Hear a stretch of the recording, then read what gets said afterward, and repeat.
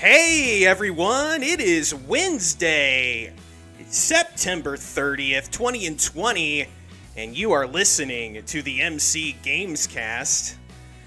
I am one of your hosts, Mitchell Barrett, and I am joined, as usual, by the other host of the MC's Gamescast, Charzar81 on Twitch, Charlie Zarzuela. What's up, my dude? We are at the end of September. What's up, man? October is tomorrow. Yes. And for some people, October is today. That's right. I'm excited. Yeah, absolutely. Our friends from the UK are already in October, and congratulations to them through making it. Cheerio. Pip pip cheerio. English breakfast. This is episode 10. We made it. Double digits, Charlie. We did it. We're at double digits of the MC's Gamescast. Oh no, reconnecting, poor connection. That's great. Well, I'll talk to you guys in the chat while we're reconnecting. There we are. We're reconnected. Adam, thanks for the follow. This is episode 10. This episode is called The First Member of the DK Crew. And Charlie, how was your weekend? It's better than everything that I'm seeing on my screen right now. Yeah, you cut out there for a couple. It was good. It was long. It was lots of work. It's any weekend. Now being back in the office, the weekend I'm looking a lot more forward to, because when you're working from home, it just seems like everything is in limbo. You're just constantly at home. You're like, oh wow, it's the weekend. The only way you know it's the weekend is because your son is at home, or there are sports on. Right. But it's nice to have a delineation between the week and the weekend. So good weather. It was nice weather, as brought about by the fall season. Yeah. I'm looking really, really forward to it. Yeah, it's still it's still a little warm, but not anywhere near what the Texas summers can bring us, which is great. My weekend was pretty good, pretty relaxing. I took a dad nap, which has actually become a thing on the weekends for me. It was fantastic. Felt real good. Got a few things done around the house, and played some video games, which is what this podcast is all about. And unless you've got anything else you want to tell me about your weekend, we might as well just get right up in it, Charlie. Well, before we do that, memoriam for the Dallas Stars. Yes. We followed them all the way through. When no one expected them to go as far as they did. Monday, we just ran out of gas, and kudos to that team. I hope they are really, really good for the foreseeable future. Yes. But, watching that made me want to play NHL Breakaway or Blades of Steel or the NES Ice Hockey all over again. I am so back into it. I forgot how much fun hockey can be. Yeah. Watching it, especially when you have stakes. Yeah. And it's back in my blood again. Yeah, to me it's over. It's unfortunate. Tampa is a very good hockey team. I mean, there's no shame in the Stars losing to them. They are the best team in hockey, and that's just how it goes sometimes. Shout out to our newest follower here, Adam, from H-Town. Welcome. We have a friend that may be in here earlier that is also from H-Town. We used to live in H-Town, so you guys can talk about how shitty your Houston sports are. So anyway, folks, let's get into. Oh, there he is. You guys talk it out. So let's go ahead and talk about games, Charlie. It's a light week of video games. It's a light week of news, which after last week, in a way, I'm happy about. But let's go ahead and get into it. Our first segment, of course, is what we've been playing. Charlie, why don't you go ahead and get started and talk about looks like one game that you played this last week. Yeah. Unfortunately, because as an accountant, we are hitting our season, the budget season, which takes up a lot of my time, a lot of my desk, and a lot of my brain power. And so for the most part, I need a lot of my brain power to go that direction, and I needed something a little easier to play, for the other fun side of my brain. So I just polished off the fine game, the great game of Donkey Kong Country, and had to continue on. So I'm playing DK2, Diddy's Conquest, and I don't know if this is a thought in the Nintendo sphere, but I think this game is actually superior to the original. Mm-hmm. You don't have the big guy in there that you see proliferating in Mario Kart or the party games, but Diddy is faster. Dixie, she has her own systems of jumping and her own speed and how she throws barrels and such.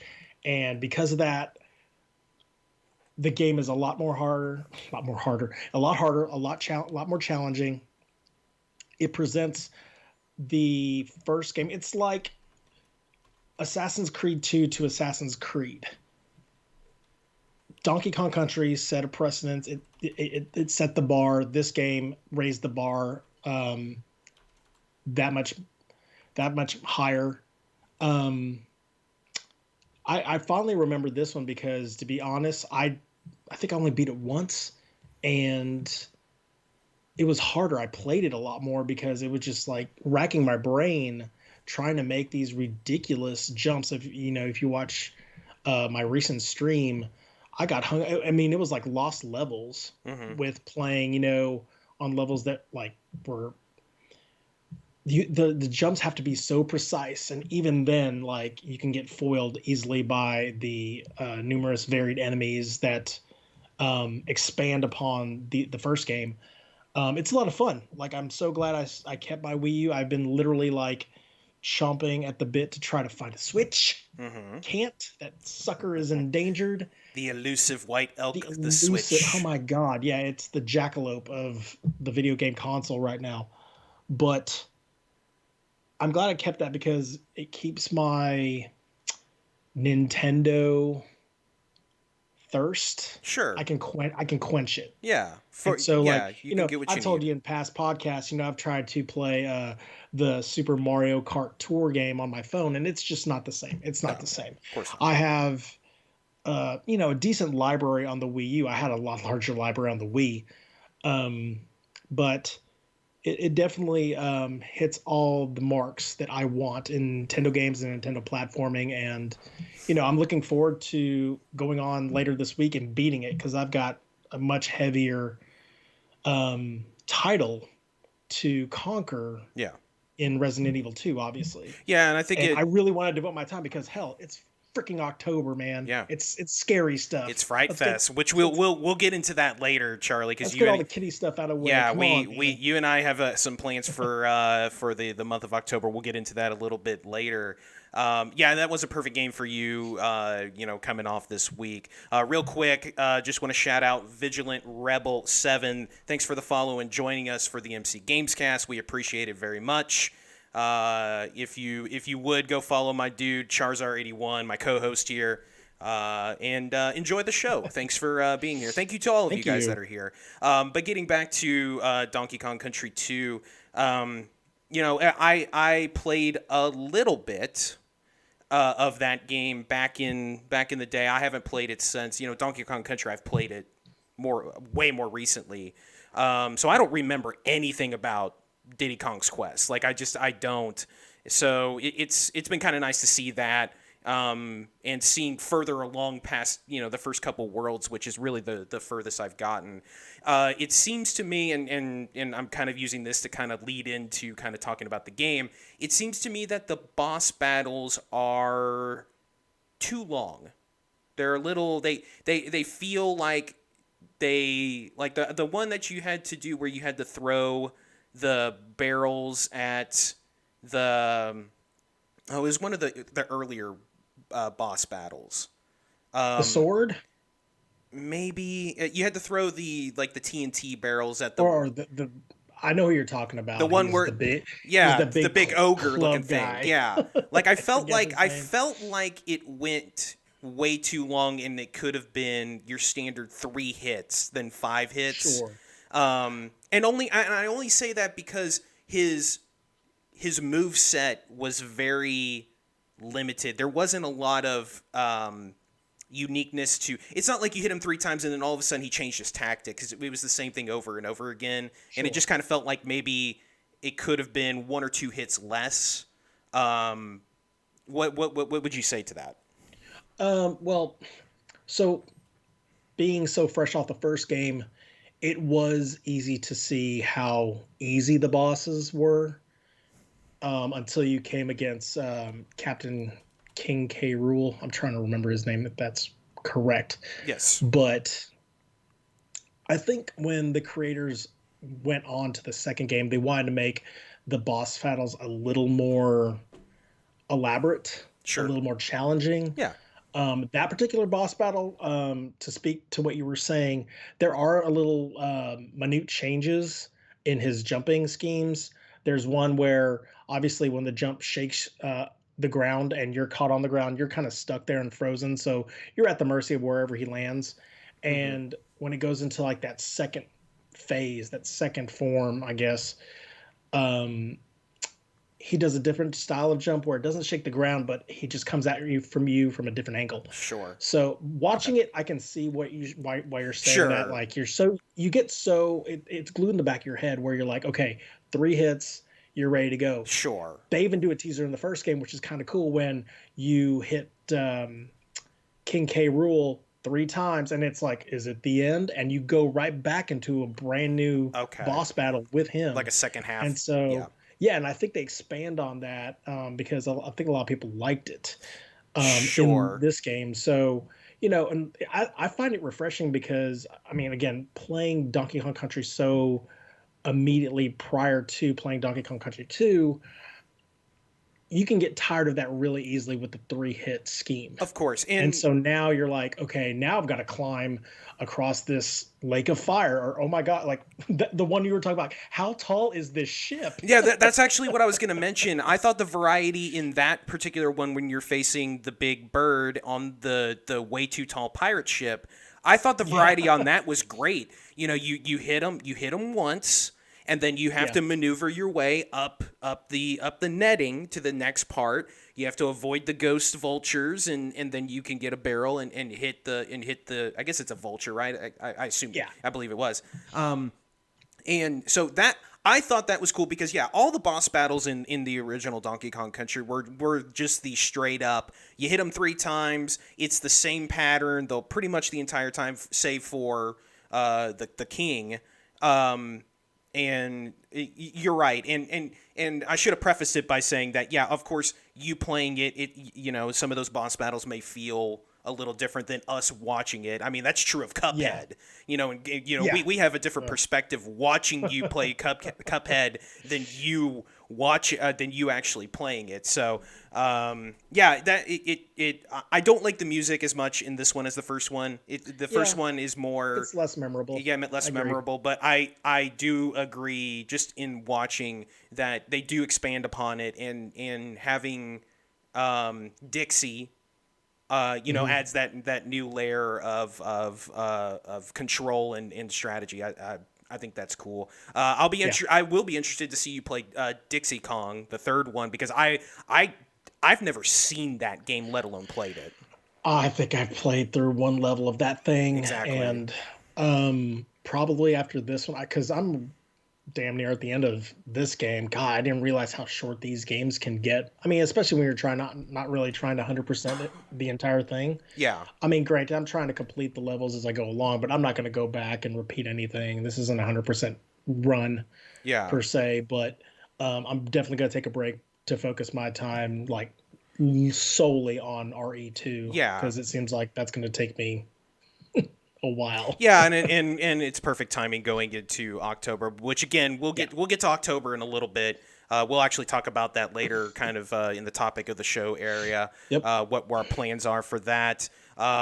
Sly, thank you so much for being here. Welcome to the MC Gamescast. Appreciate you, pal. Appreciate the follow. Hey. My partner here, Charizard81, is also a streamer. He's simulcasting this. So check him out if you feel like you should, and you should. He does amazing work on his streams too. But thank you guys for being here.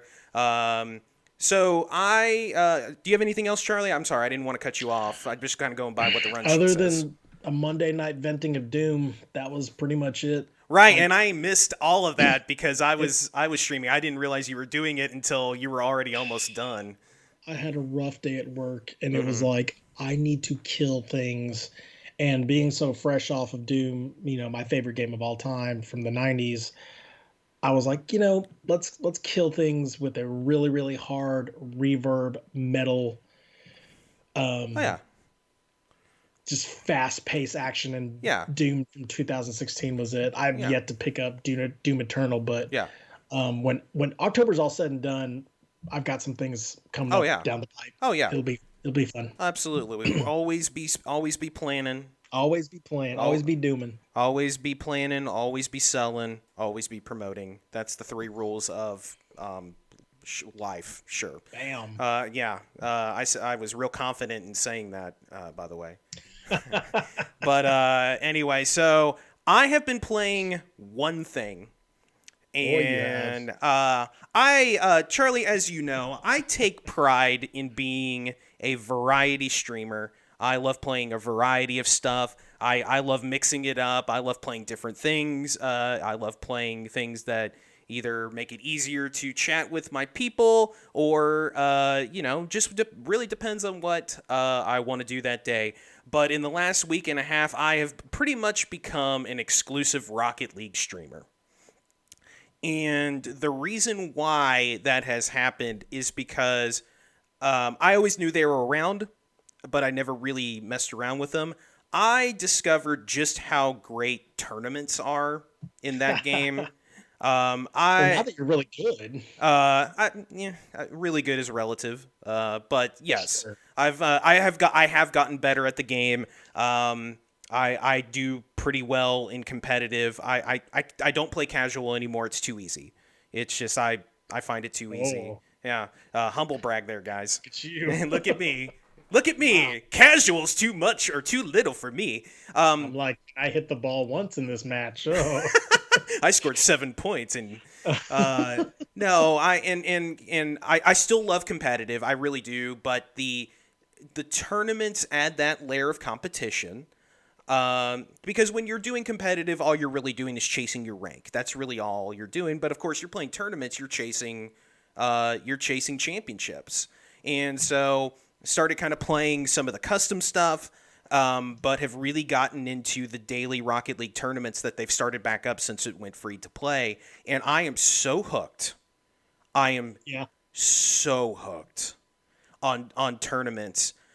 I'm so hooked on tournaments that the other day when I was doing the 4-player stuff with Mean Green, our friend Adam and Smithy, which by the way, if you want funny ass conversations, check out that VOD. Holy shit, we had a blast.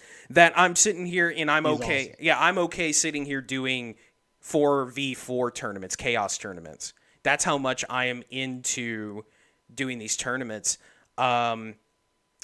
Just basically in the last 2 weeks, Rocket League is vying for my favorite game of this generation with Red Dead, and I think it's gonna pass it. Ooh. I am so into it right now. I'm so into Rocket League. Okay. Um, uh, the the It's good. It's it's good being a game that it's you're really, really passionate about. I'm very yeah. I haven't been this passionate about a You're getting your game money's in. worth out of a free game, I but have spent $10 on Rocket League all exactly. time because I got it for free way back on the PS4 when it came out. It then came to Game Pass on Xbox, and then I spent $10 on the Battle Pass. So I spent actual $10 out of pocket on it. I would spend more because I love that game so much. Yeah, I cannot get enough of it. I can't, and I'm gonna and our good friend Nico and I have been talking for a while about doing a custom Team Llama Squad tournament at some point down the road after everybody that's gotten it with free to play gets some practice in. Maybe doing two brackets with kind of a beginner's bracket and then more experienced. Exactly. And see, that's the thing is I kind of want to do that because I think it would be cool to do the two brackets. You keep the people that are new to it or just kind of that are real raw at it, get some experience playing in some of that custom tournament stuff, and then the rest of us that are more veterans get in there and get our butt whooped by my brother and Nico. This might be a joke for like two or three. Is it going to be like Jer at the Easter Muser Oh, Open? the April Fool's Open. Yes, Oh that yeah. and that is a joke for one other person in the chat, and I appreciate that you just did that. It's like, oh, it's overtime and it's still 0 Oh, 0. sure. No, it will, but again, I will tell you this, Charlie. We're all Like inching up to the ball. I feel like, and I saw this with Adam this weekend playing with us because Adam joined us. He's raw. I mean, he just got the game 5 days ago, and he was Oh playing, yeah, and that's he right. was playing in some of those custom tournaments with Ryan and I. And there's something about that extra competition that just brings you up a little bit. Like Adam Sure. started playing, he's still very raw and he still had very comical moments, but he that extra Did he attempt an aerial? he did and Uh-huh. and he did and they were awful and hilarious. But I mean, he just for whatever reason that extra bit of Oh focus, yes. that extra Part of bit that of crowd. yeah, that extra because if we're all playing fours and it's all casual and we're telling poop stories, I mean, Sure. Who cares? nobody's playing well because we don't care. But you add that extra level of competition, you're trying to win. It does make you a little bit better. It just makes you focus more, and it's so good. I'm I'm just I might as well just be just it's gonna pass Red Dead. It's going to. I'm so Mm. into it now. I think you But probably play more hours than definitely more hours than you play Red oh Dead. yeah, I'm well into the 120 to 150 range hours in Rocket League, and I played Red Dead probably 90. Yeah, it's I I turned an hour and a half stream into 4.5 hours on Sunday because I couldn't stop playing. Ooh. I stayed up an hour later last night than I Oh. wanted to because I wanted to keep playing. And so yeah, I'm looking forward to doing some more with that stuff, and especially with you guys. But other than that, I've literally played nothing else. We played marbles last Friday. That's it, and that's not I really heard even it a was fun. game. Yeah, it's not even really a game. So that's all I've played. A race simulator. Yeah, basically, yeah, it's a means to chat. That's a and play music and have a good time and Yeah. make fun of me, which is obviously that's the whole point is to do that, and I'm all for it. So that's a very brief look at what we've been playing because we just haven't played much. I I keep saying it. I do want to get back into Mario 3D All Stars. Um, we'll see if that happens. When we get to new releases, there's another game. There's a game coming out that I'm definitely going to be getting. But we'll get to that in just a moment. Here, while I'm queuing up the next bit of music, since we do have some new viewers tonight, Charlie, I thought I'd go ahead and say first of all, welcome. This is the MC Gamescast, episode 10. This is our video game podcast. Oh God, I can't see him. Where'd he go? I swear, John Cena. I saw him for just a moment. Um, that's for Ryan. This is our video game podcast. We tend to skew a little bit more towards retro because we don't get to play new games as much. Though the last couple weeks have been very future related. You can catch the VODs on our YouTube channel.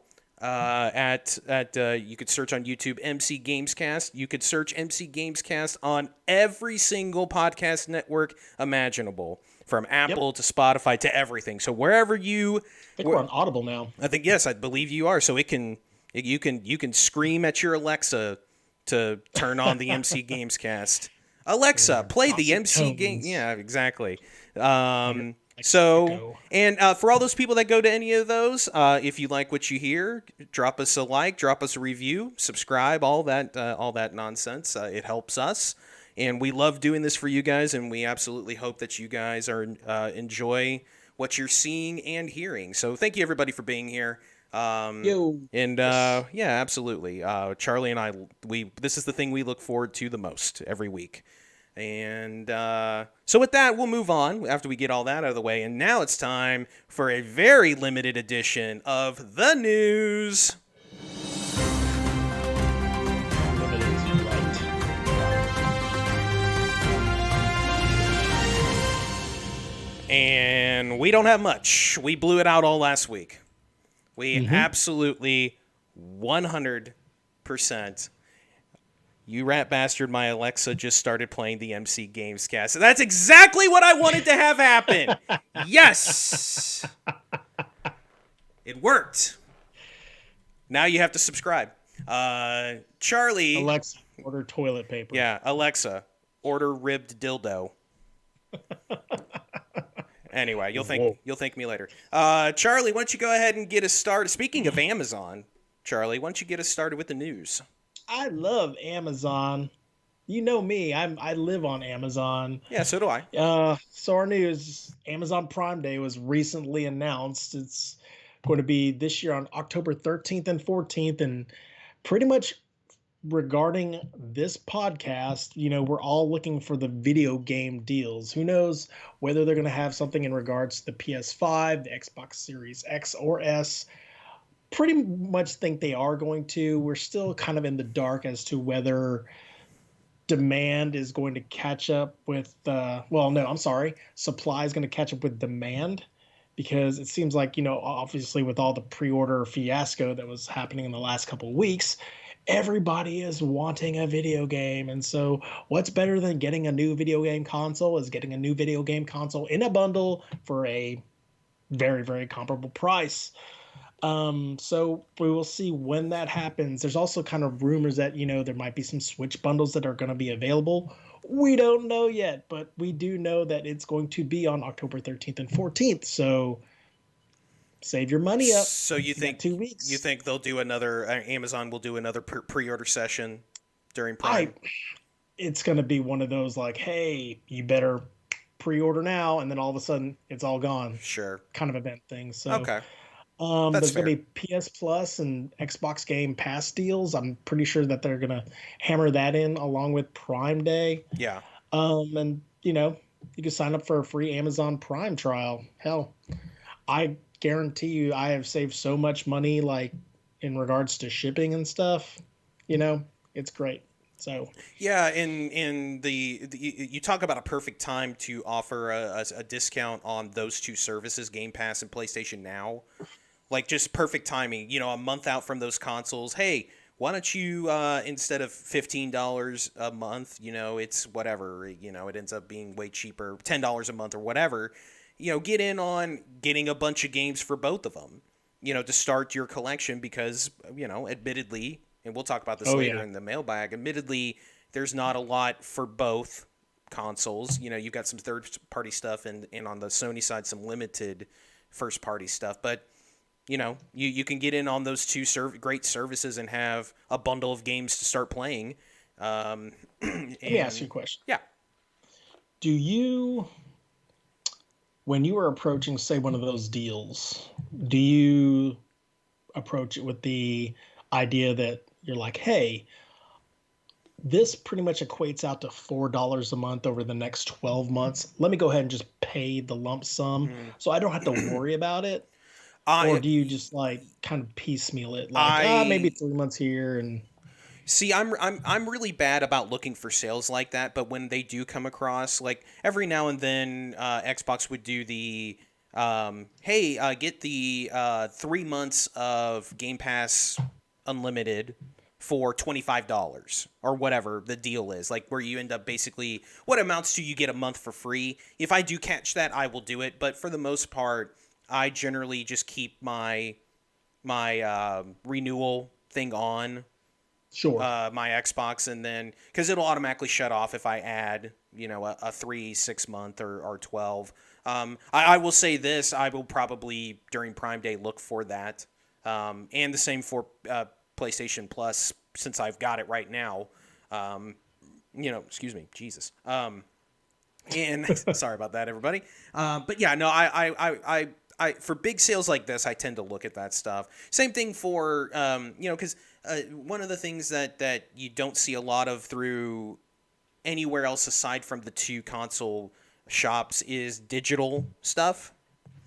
And Amazon will do digital release sales on Switch stuff, PS4, and Xbox. So I'll take a look at that and see if there's anything worth getting, because my Xbox is no longer a disc based, thanks to my son. It is now a digital Oh, version, and the yes. Switch, the Switch I prefer the digital stuff because those cartridges are just so small. Thank you for the biddy, Josh, and thank you for dropping all them booties. Um, Chat, what do you guys do? I'm just curious. Like, do you guys go all in for like the whole year? Or do you guys go piecemeal? Let us know in yeah, the chat. yeah, and we'll continue the conversation, and we will get to that. But yeah, I love Prime Day. Usually they do it in the summer, but of course, with everything that was kind of been going on, they did kind of move it away from the summer, because usually it's in like June, isn't it? Yeah, And so they, 'cause they would do like the summer of game stuff, and yeah, then there would be a kind of a calm, and then obviously on the Steam side, boy, you want to talk about just there's a sale a week, and oh yeah, games are and then knocked and off then like and then they do 90% their, off. It's so yeah, great. and then they do their mega Steam summer sale and winter Mm-hmm. sale where you can get games for like $2, and I mean that's And how I, their holiday sale is really really good too. yeah, and I that's how I got Rocksmith when I when I There you got go. when I got it for PC, because I had it on Xbox, and then it went on sale for like $7. And I was like, well, I mean, why not? I've gotten these. I'm not as big of a PC guy, but when some of that stuff comes up, that's where I kind of get my indie stuff. But There yeah, you go. it's Ryan says he just pays monthly. Yeah, I just Hmm, I tend to pay monthly, that's fair. even though overall it's a worse deal than even just the normal price of the 12 month is a better deal than the just a single month. But I like spreading that stuff out, personally. Just that's just how I like to do it. Mm. Um, Set it and forget it. yeah, kind of like that. But anyway, yeah, the we'll be definitely checking out Amazon Prime Day. Yep. That's always fun, and not just for video games. I mean, we find stuff. Maybe you'll find your next deep fryer on there, or whatever. Gosh, every time it seems like I look for stuff in Prime Day, it's either completely sold out Hmm. or it's just wank that I'm like, okay, I don't know what I'm gonna do with a hair curler. Right. Really? You know what I end up getting a lot during Prime days? I'll restock on things like batteries. There you go. Yeah, the rechargeable Or ones. oh, there's a 3-pack of iPhone chargers. Yep. I've got one that still works, but they're selling them 3 for $10. So I'll just pick, I'll grab stuff like that. I don't usually go like, "Ooh, the Prime Day shoe deal." Like I don't generally do stuff like that, but it's kind of that smaller. Oh, Sure. they've got a pack of disposable plates for $13, Hey, it's a 500. dirigible. I want that to be on sale. Oh my god, that'd be amazing. I think I'm gonna Get you a take. ShamWow. I really never thought about that. I think I'm gonna take, since I've been, this is literally like almost 2 months in completion that I've actually like been streaming on Twitch now. I'm actually gonna start like, looking into that Prime Day and seeing if I can, Oh, that's spruce up the good. room a little bit, Right. like add some lights Well, I've and, told you I want you to get know, a new microphone. That might be there you go. the day to do it. Um, that's probably a great time to look for that kind of the technology side of Hmm. our streaming stuff, is to kind of look for stuff like that. I'm glad you actually mentioned that. That's Thank you for doing that. Count it. Count it. So that's Amazon Prime Day. Let's go ahead and move on, so we don't accidentally make this a 3-hour podcast again. Well, we could Um, talk forever. Speaking of Game Pass, I swear we have a Game Pass story every week, but I mean they keep making news, so we'll do it just in time for the Series S and X release November 10th. That they Microsoft announced a couple weeks ago that EA Play, the EA Access, basically Game Pass for EA games, was coming to Xbox Game Pass. Well, that's happening on November 10th, day and date of the release of the new Xbox, and that'll be on Game Pass for both Xbox One, PC, and the new Series S and X. Say what you want about EA these days, but they do have a really, really good vault of games. So that just extends that value even more. I would be willing to bet if PlayStation continues to extend their PlayStation Now service slash whatever, it kind of turns into, that's probably going to come to it too at some point, if I had to guess. Um, so just another thing that kind of ups the value of Game Pass. In fact, it actually released today. Charlie, you mentioned it earlier. Doom Eternal is now out on Game Pass for Xbox. It'll be on Game Pass PC later in the year. And then next week, Brutal Legend, the PS2 Jack Black Double Fine game, is coming, and the tentpole Forza Motorsport series, the seventh game in that series, will also be out on October 18th or 8th. So again, just more really good stuff for Game Pass, and it's great for games, and it's great that they've pushed PlayStation to do their own thing. And that's really it. I mean, unless you've got anything else about that. I am excited. Like stuff like that makes me excited to like get a Game Pass. You Exactly. know, and you're talking about a person who one I have a 360. That's my only Xbox that I have, and the only ability that I have to play the Game Pass is through my PC. And stuff like that, where they're starting to release stuff like Doom Eternal. Well, we just acquired Bethesda. Hey, look Hmm. what we're about to Let's put out the lug out big. there. Let's put out the big I know, dog, right? right? And then, Brutal Legend, that's a game that like I had a lot of fun playing. It's not without its shortcomings, Yeah. but there are moments in that game where you're just like, it's Jack Black, it's fun. Yeah. And then Forza 7, Yeah. epitome of racing right now when it Exactly. comes to racing video games. No, that makes me excited about what is forthcoming. Yeah.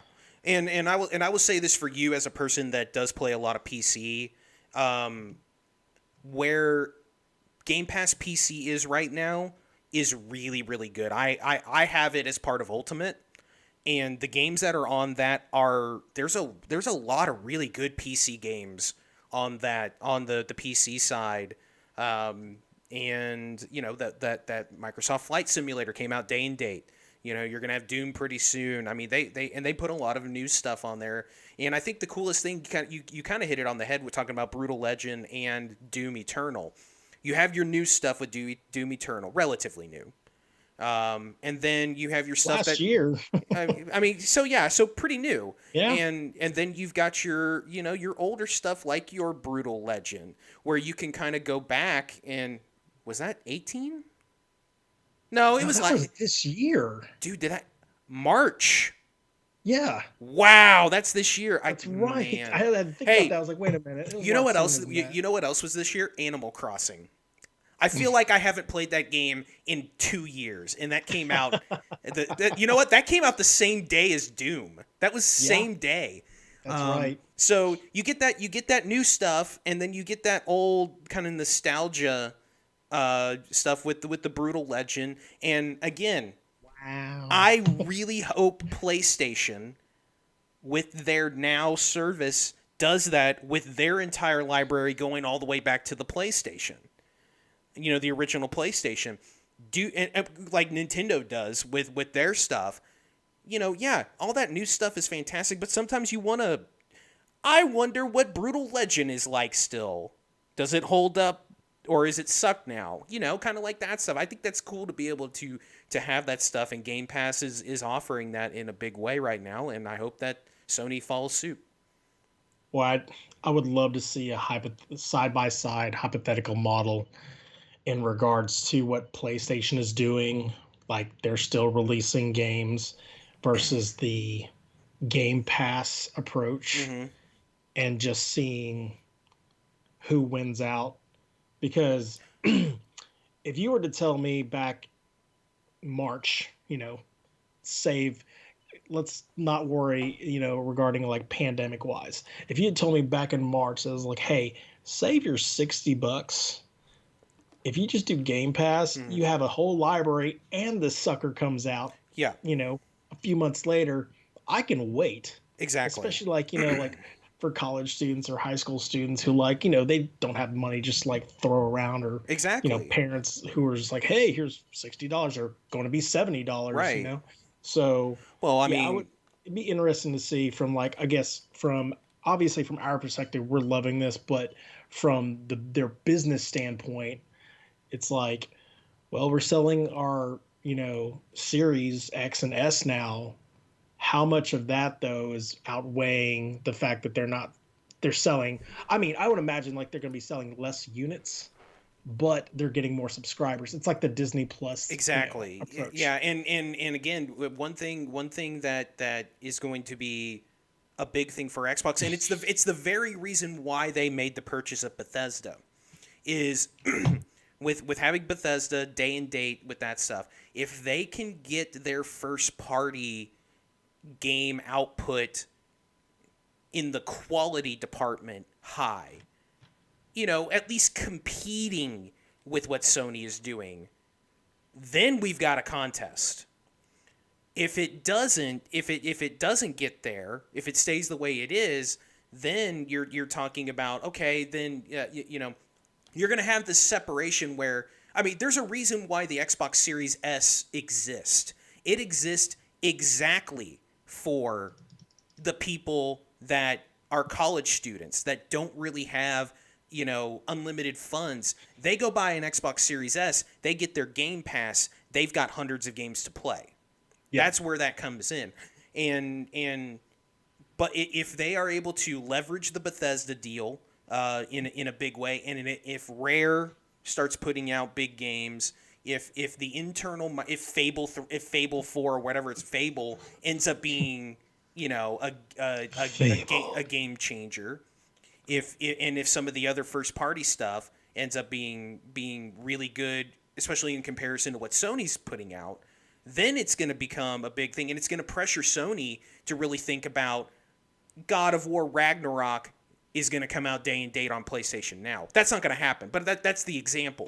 That's Oh. that's but that's the example. Future games, God of War 3, that's where it becomes a big thing. Do they pivot to that when they see that Microsoft is selling consoles because of their Game Pass? And I think that's especially this early bit where Xbox doesn't have games right now. Game Pass is their system seller, and Yeah. it's gonna work, especially for that Xbox Series S. It's an incredibly interesting dynamic between those two, because it feels like that they are direct competitors, but they're doing two different things, doesn't it? Well, sure. And Yeah, I mean, definitely. I mean, you got so, one who like they're trying to spruce up their subscription service mhm, to make their exclusive titles readily available. Obviously, with the price entailed, but they're still going to be releasing, their games, yeah, um, to the public. Whereas the other one, they're resting on their laurels because, unfortunately, their tentpole title is been delayed. That mhm. happens. I'd rather have a better game than Oh, a of broken course, one. of course. But the fact, like you said, their subscription service is so crisp now. It's so solid. Mhm. It's really, and it's a growing library of games where, you know there's only so much time in the day when you're growing up and you want to play certain games, and sometimes you want to repeat certain games, but there's a point where you're like, oh, I heard so much about this. Like, let me go back because, I'm kind of done with Halo at the moment. Mhm. Let me play this Fable 2 game, this Fable 3 game, just Yeah. um, again, they both got their advantages and they're both, Yeah. I think they're it's a good game. It's a Well, good and time to play video games. exactly, and one thing, another piece of news that I didn't put in here, but I'll just mention it just because it kind of fits in here. The new Yakuza game is coming out. The Life of the Dragon, I think it's called. It's a brand new Yakuza game. Oh It's yeah. coming out on PS4 and Xbox One and Xbox Series X, and the PS5 version is not coming out until next year. I found that very weird that it's Yeah. not. I don't remember Xbox saying anything about having some exclusive thing on that. I That find might that have happened. maybe it did. We Yeah. just didn't know. But that's a little itty bitty thing. That's like, hey, and obviously we've known the history of Japanese games and developers on Xbox. It's not it basically doesn't exist. So to have that is actually pretty big for them. So yeah, it's interesting, and actually it kind of gets into the next topic, Charlie, which is your topic. That time. Yeah, the Spider-Man thing. This is interesting. Yeah, so people have probably heard, but if you haven't, the new Miles Morales Spider-Man game, there's been a lot of confusion in regards to the PS4 version versus the PS5 version. Well, Insomniac came out a couple days ago. They did say that all your Spider-Man saves are going to carry over from the 4 to the 5, which I thought that was kind of cool. However, if you own the 4, you will have to purchase the 5 because they're not going to do the remaster free upgrade for you for, nothing. So unfortunately, if you weren't able to like pre-order a PS5 like myself Yeah. and probably a whole bunch of other people Oh yeah. who aren't, who don't have heavy pockets and want to scalp them.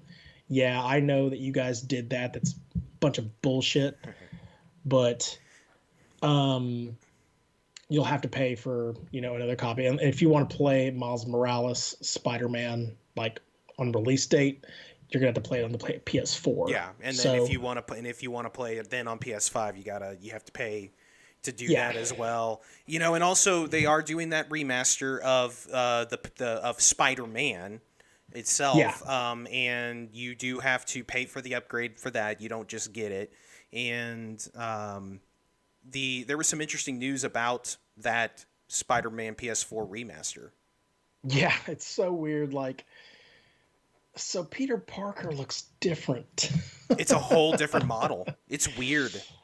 and I'm trying to find where I found that earlier. I probably closed that window and such, but Well, while oh, you here it is. okay, Yeah. Basically, they're just trying to get a better match to the actor that's now playing Peter Parker.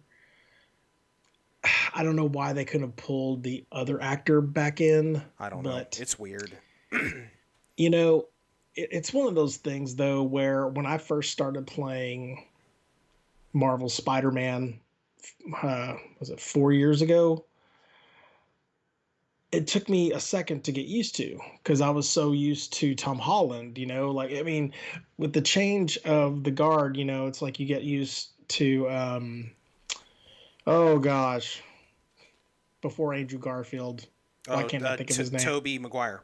Yeah, Tobey Maguire, and then all of a sudden Andrew Garfield, and you're like, okay, I mean, it's like when you watched your way through the Batman series, you were Hmm. so used to seeing Michael Keaton, all of a sudden Val Kilmer, and you're like, okay, Yeah, all right, and you're trying to, you squint your eye to like kind of make it work.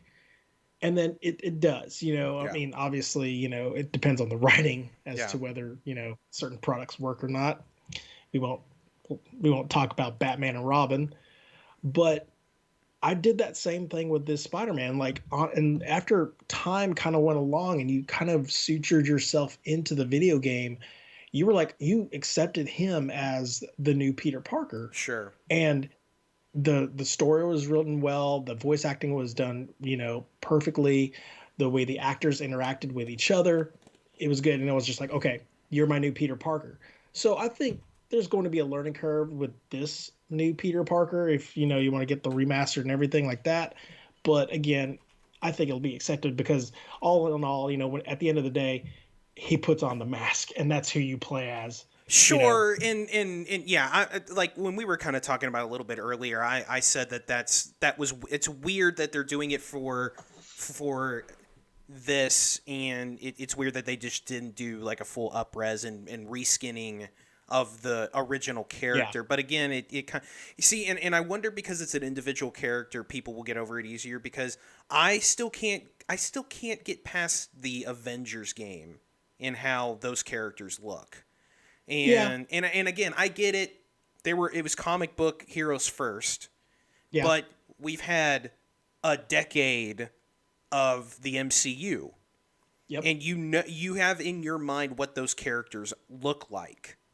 And so, I wonder if that's a little different just because you have the ensemble cast. Yeah, Yeah. it's odd. And we haven't played it. I mean, No, no, no, no. when you really immerse yourself into a world, you start to make acceptances of that being the quote unquote norm. And, there is something to be said that this new Peter Parker, this character model, looks a little like Tom Holland. A little bit, And yes. so you're going to want, the Tom Holland fans, they'll come running really, really fast because they're like, oh, that's my Peter Parker or Yeah. whatever. So And another thing that came out about it is that the game runs at 60 frames per second, and it looks really good. You could definitely see the upgrade. the Xbox, reflection off the building is yeah, so, man, it's so Xbox had a pretty. preview event this week with the backwards compatibility stuff too, and everybody says that it all runs at 60, and it all looks really good and runs great. So all that old stuff is going to look way better, and it's all going to run really great. And I think that's really cool. Yep. Shout out to Stevie D. Welcome to the MC Gamescast. Thank you for the follow. Be Hey, sure to follow my man here, Charizard81. Gruff, thank you. Thank you for yeah. coming and hanging out. Appreciate you being here. Welcome to the MC Gamescast. Gruff, gruff, gruff. Let's move to this week's biggest news of the week, which is one, did you know that Wow. Farmville is still around? Uh, Is that the biggest news of the week? yeah. Josh, stop it. Farmville, the Facebook game. The Facebook game is still around. Well, God, man. well, the First reference of the Farmville in 20.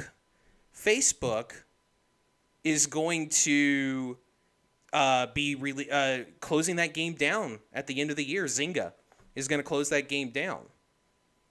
Wow. I didn't know that was a thing. I didn't know that I didn't know that Farmville was still a thing. Sure. I don't know anybody that ever played it, and I definitely don't know anybody that still plays that game. So, Anybody in the chat, you guys still play that game? first of all, has anybody ever played Farmville in the I'm chat? trying to remember because I remember getting in a whole, but because of the Facebook methodology where oh, if you send out invites to 5 people, you get all these free bonuses and whatnots that you can augment the game with. But gosh, wow. Yeah, apparently Nico J- Bambi says jo- he plays it eight Josh, hours a day. Josh, have you played it recently? Is that game? I don't know what the state of that game is. Is it still just fucking Farmville? Aaron, are your crops dead? Well, of I'm course, just curious. of course. Nico says he plays it 8 hours a day, and since it's Nico, I believe him. Yeah, like it's very weird that game still exists, and here Yeah. in 2020, because I swear that game's been around for 15 years. It's pretty incredible. But yeah, it's closing up, so get your crops picked. Is that what you do in that game, I guess? I don't know. So when you say it's closing up, like, will it be? It's no longer playable anymore, They're straight up or is it just? they're going to close up the game. I guess that means because I think you can only play it on Facebook online, so I assume that they're just going to close the game. God, can you imagine? Like, you're like, this is the game that I'm going to play, and you're just like, you buy those little Damn. microtransactions here and there, here and there, here and there. They I added a mean, I zombie guess mode. you've got your all the salvage value that you've got out of that game. Well, sure. But like, Warto oh says that in man, 2011 it accounted for 20% of Facebook's revenue. That's incredible. 2009.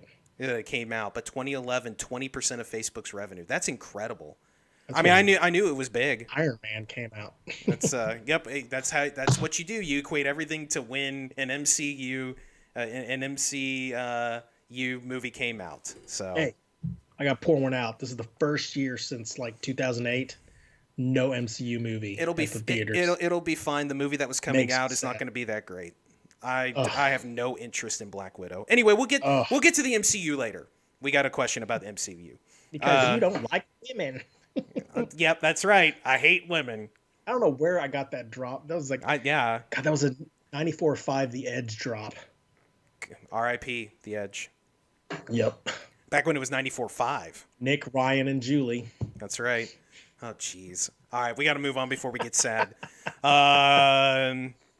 So new releases.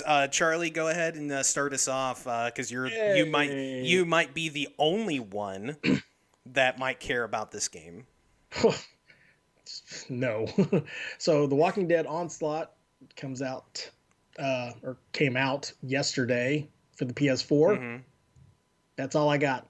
Cool. If you're into Walking Dead, if you're into shooters, brand new Walking Dead game. You know what? I so far removed from that thing. I haven't played a ton of. I am not an MCU hater. Wait till later. We're going to talk about the MCU.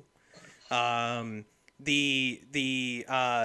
have found that especially like on Metacritic and reviews that if it's not a Telltale Walking Dead, they're generally not great games. Like it seems like the history of Walking Dead non-Telltale games is not a very good history of that. I haven't seen it much in reviews for this one, but they seem to, if you get away from like the story driven stuff, they just don't play. Then it doesn't seem like those end up being very good. Sure. I mean, that's all we have to say about Yeah. it. We have no idea what this game is. I literally am trying to search for games when that was the first one that I found. I was like, wow, this is a weak week. Until I found you found yes. some gold. Well, so. tomorrow, Super Mario Brothers 35, the Super Mario Battle Royale game by Nintendo comes out. I played some Tetris 99 the other day, the Tetris Battle Royale. I cannot fucking wait to play this, to see what this game is, because nobody knows what this game is aside from you play Mario against 34 other people. We keep asking the question, can you just straight up beat Super Mario Brothers in this game? I cannot wait to see this. I want to know what this is.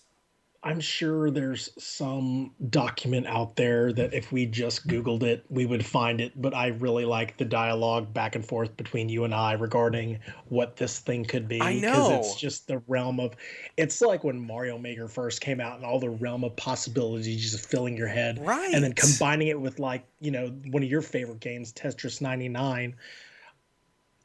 This makes me so sad I don't have a Switch. I know.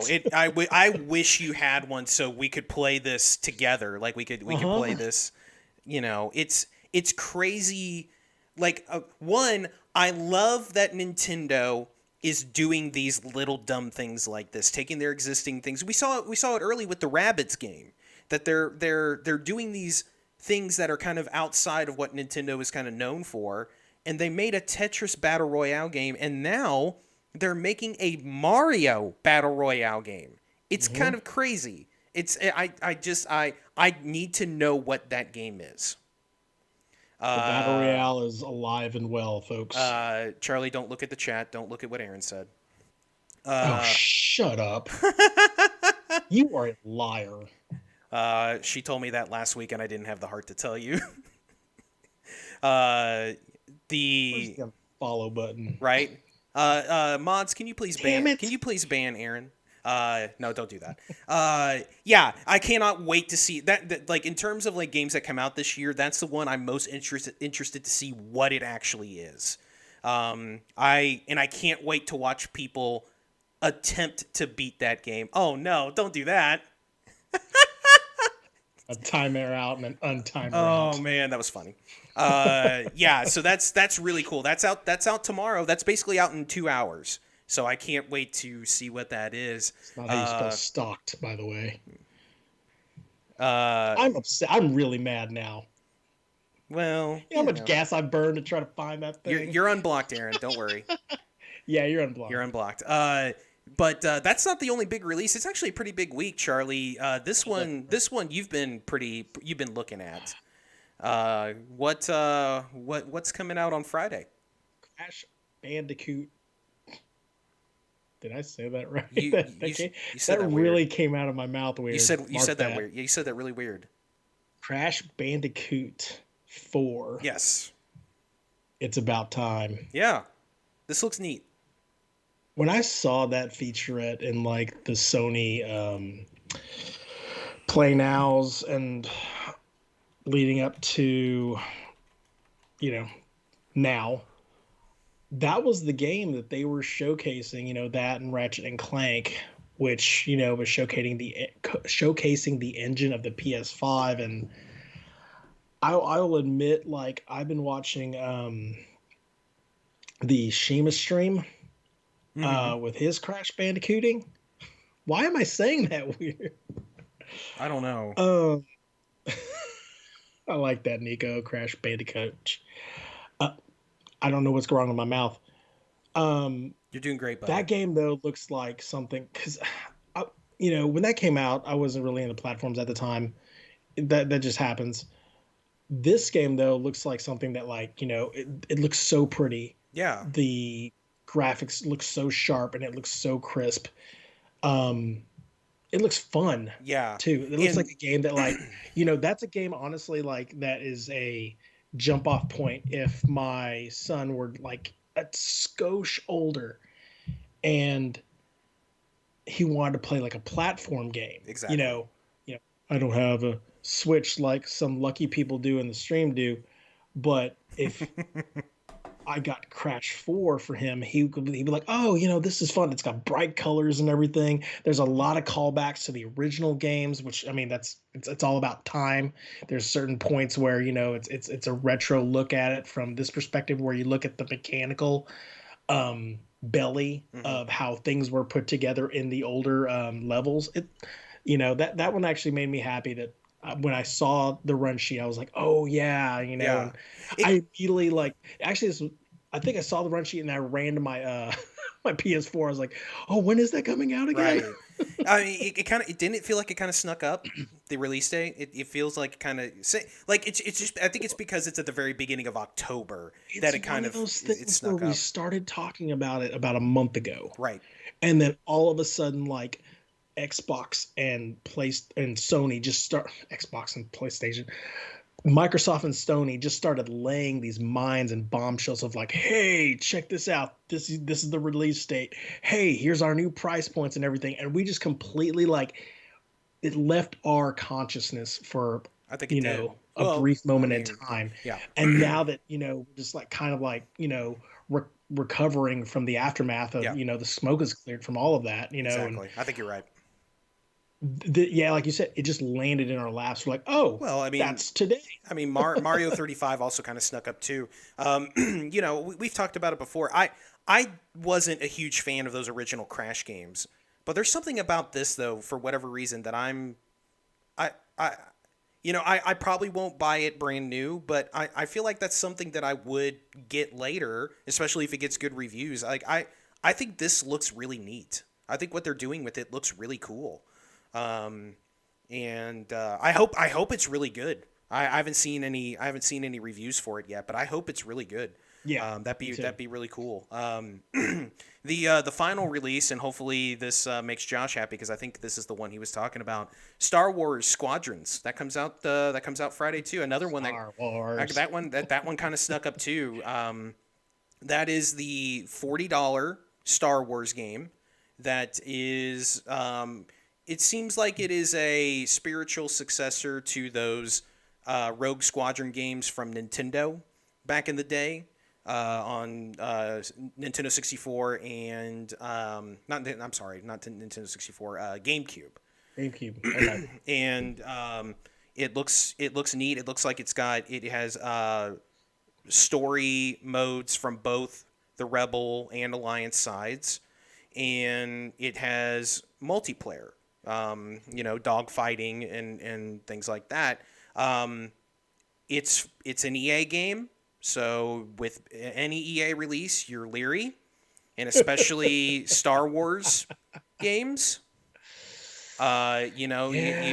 You have to be leery. The last one they put out ended up Fallen Jedi ended up being good. Yeah. So, but they do have the EA does have a history of putting those Oh. battlegrounds games. Some people like that, but they're universally known as average game. Battlefront, not battlegrounds. Battlefront. They're universally known as fairly average to just above average games, and EA's had a lot of trouble with even getting those games out at points. Star Wars thirteen Yeah. thirteen and games like that. Oh, it's like you Um, wanted. It has so much potential to be so good, and exactly, the EA brand. Boy, I hate doing that. It's just but you have when to with it's them. tagged along with such, I don't want to say mediocrity, but satisfactory Right. returns. Well, and it's not even just Star Wars; it's just EA in general. Oh, And Josh makes a good point. I mean, it seems like there's a lot of really good customization in that game, and yeah. if the customization is good, if the story is at the very least decent, and it plays well, that's a win. And that multiplayer stuff looks like could be really really cool. Now they better not fucking microtransaction the hell out of it. They say they're not, but they better not, because Battlefront it killed that game on release when with all the microtransaction shit that they did with it. They better have learned from their mistakes on that stuff, because if they try to force that shit down people's throat again, it's not going to work. So Yeah. hopefully, I really hope that game is good because it looks cool. It has presented itself very well at things like E3 and other places that it's been shown. The EA Play stuff. I really hope that game is good, and I hope Josh is talking about streaming that this weekend, Friday and this weekend. I hope that works out really well, and I hope it streams well, and I hope that it ends up being very good, because good Star Wars games are very good for gaming. Oh yeah. And Josh says there's no microtransactions, which is already a positive in my mind. So that's really good. I hope that game is really good. It looks promising. And that's it for releases. At least ones that matter. Matter to I us. mean, we probably could have left Walking Dead off, but whatever, it's fine. We could put garbage games on there too. I'm telling you. But yeah, Big rigs. Come on. over the road racing. We should play that. So that's going to do it for news, and we're going to get on to the topic of the show, which we're going to do another edition of Let's Remember Some Games.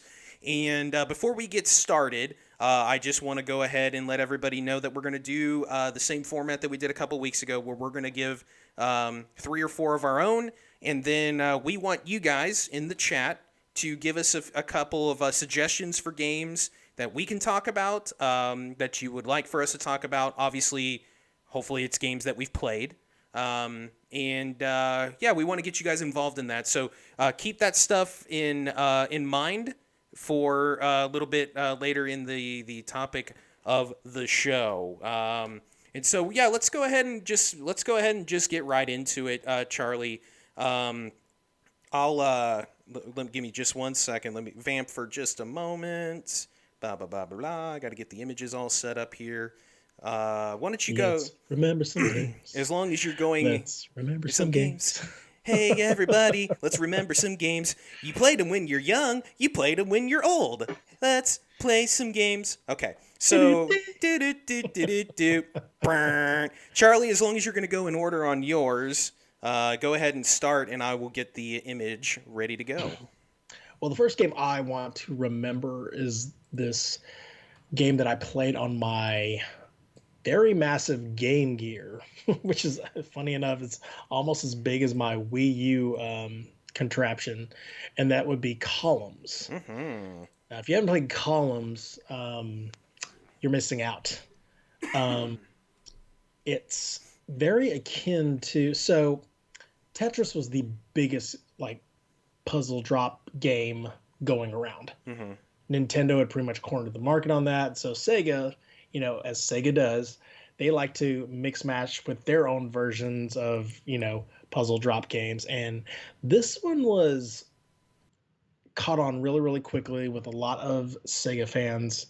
And if you didn't get to play it, you really did miss out. It was a fun game that I played on road trips going all the way to San Antonio and back. Joe Shizzle, I know you played it. It can get super hectic. Like it's not it's unlike Tetris in that you pretty much just have a three blocked structure fall to the bottom of the screen, and you can turn it horizontal or vertical. The idea behind that though is you wanted to match alike colors, and that was pretty much it. You could turn the blocks into gems, and honestly, that other than that particular piece of customization, the other part of it was the speed. Mm-hmm. And I don't know what it was about that game. I don't know if I was just really, really good at it or if that was just part of the design of the game. But when you got really, really, really fast, I remember there were moments in that game where you would get these chain reactions where entire rows and columns would just, like Tetris, they would just magically just disappear off the map. And it was a lot of fun, and it was very brain stimulating of a game. There are games out there that you're like, okay, let's jump from point A to point B, let's get to the end, etc. Games like Tetris lend itself to a lot of logical thinking, right brain thinking, Mm-hmm. and you got to be quick on the take, or else, obviously, if you're not matching things up, you're pretty much stuck like Chuck, and you're at the very top of the field. And it was fun. Like that's a game that I fondly remember playing it. I remember I brought it to school one day. I brought my Game Gear to school one day. You want to talk about a system, by the way, that sucks the life out of Oh batteries. yeah. This bad boy took like six double A's, and I think by the end of the week, those are pretty much tapped out Yeah. if I was playing it constantly. But I remember sitting there like on the porch right next to the gym, and I would be sitting there in the shadow just trying to play columns and like passing it around, taking turns. You can't do that nowadays with all the COVID and stuff. But it was really, really, really fun. And like it was a game that, like, if you didn't want to play Sonic or didn't want to play Mario or didn't want to play a sports game, I tended to gravitate to that game, and I would just be in my little world for like, Right. several minutes to hours on end, just enjoying it. Yeah. I know nothing about the game. All I know is that it's a Tetris puzzle like game. I've never played it. I don't think I've ever seen it in Yeah. action. I was not a Sega guy back then, and I definitely never had a Game Gear, Yeah. because I was Nintendo through and through back then. But yeah, Well, when I the game came out, it was all like, "Hey, this is the Tetris, but we got a colored monitor over yeah, here," and you're just like, "Oh my god! yeah, Like I have to have that." yeah, So and yeah, that sounds really cool. Josh said that it's like Bejeweled, Tetris, and Candy Crush had a three-way. What do you think about that? it's appearance wise, yes, but it's not like Bejeweled or those games where the field is already filled. Uh huh. It's more like you're filling the field yourself. Sure. Okay. And again, like Tetris, you're trying to get rid of rows. You're trying to, there are those moments where like, okay, if if the column drops and you can just kind of squeeze it and wedge it into like a certain spot, you can do dynamic things in trying to match three, four, five, even whole rows at a time, Sure. and get a whole bunch of multipliers. And it's really challenging, like especially when you ramp up the speed. I mean, it got to a point where like even starting at like novice level 1 or whatever, where Mm, it's just like, okay, just I would literally hold the down button to get things going by the Yeah. time like it got up to speed and got up to a point where like it became challenging to me. Sure. No, that's cool. Yeah, It was fun. yeah, that sounds like one of those really cool alternatives to a classic that actually worked. Because a Yeah. lot of times when games try to be like other games, there's a lot of times where that just doesn't work. I mean, Yeah. you think back to that era of gaming where cloning games was the thing you did. That's what you did. Yeah. You cloned everything, and most of the time, not good results. And that's cool that they did their own thing, and it actually worked in a way. It's a shame that it was on a system that ate batteries like it was pizza. Oh yeah. Well, that's cool. My first game, Charlie, is it's a game, but it's kind of not a game. Um, so back in the day, I fancied myself as an amateur filmmaker. Not those type of amateur films. We'll just go ahead and get that out of the way, chat. That was later. Check out my OnlyFans account. What's up, King? Uh, so back probably 2004 or five, a game came out that was called The Movies. It was for PC, and what it was is that it was a simulator in the same vein as like your SimCity, kind of things like that. Only in Yes. this, you built movie studios and you ran them. You had to build sets. You had to build production studios. You had to build editing studios. You had to do the whole shebang. You started in the early 1900s at the beginning of the film, basically at the start of the history of film. But the biggest thing about it was you actually got to prepare and make the movies themselves. Thank you for the biddy, Josh. And so in the not story mode, but campaign mode, you would basically make the pre-made movies, and you would just put them together. You had actors that you had to hire, keep happy, increase their skill. They would be proficient in a certain type of film: comedy, sci-fi, drama, things like action. And so that the campaign mode was fun, but where it was at was the sandbox mode. And in sandbox mode, and especially after they added the expansion, which was the stunts in action expansion, you could actually create scenes and put together your own movies. And especially with the stunts and effects expansion, you would actually have even more control. You have control over the camera sat. You were able to have lip syncing with your own dialogue audio put into it. Now, Charlie, you're familiar with this not because you played it. You were familiar with this because you were in some of the movies that I made back in the day. Yeah. Uh, Movies, TV series, and it the tools that it gave you were very easy to use and really allowed yourself to be very creative and create things that looked really nice. And you could, and obviously, I'm not a writer, so our scripts were stupid and dumb and funny, but with the tools that they give you, you can put together really good things with it. And I had a ton of fun with it. The thing that I hate is that when the game shut down, it also shut down its online website where you could go and view anybody's movie, including my stuff. I don't have any of that stuff left.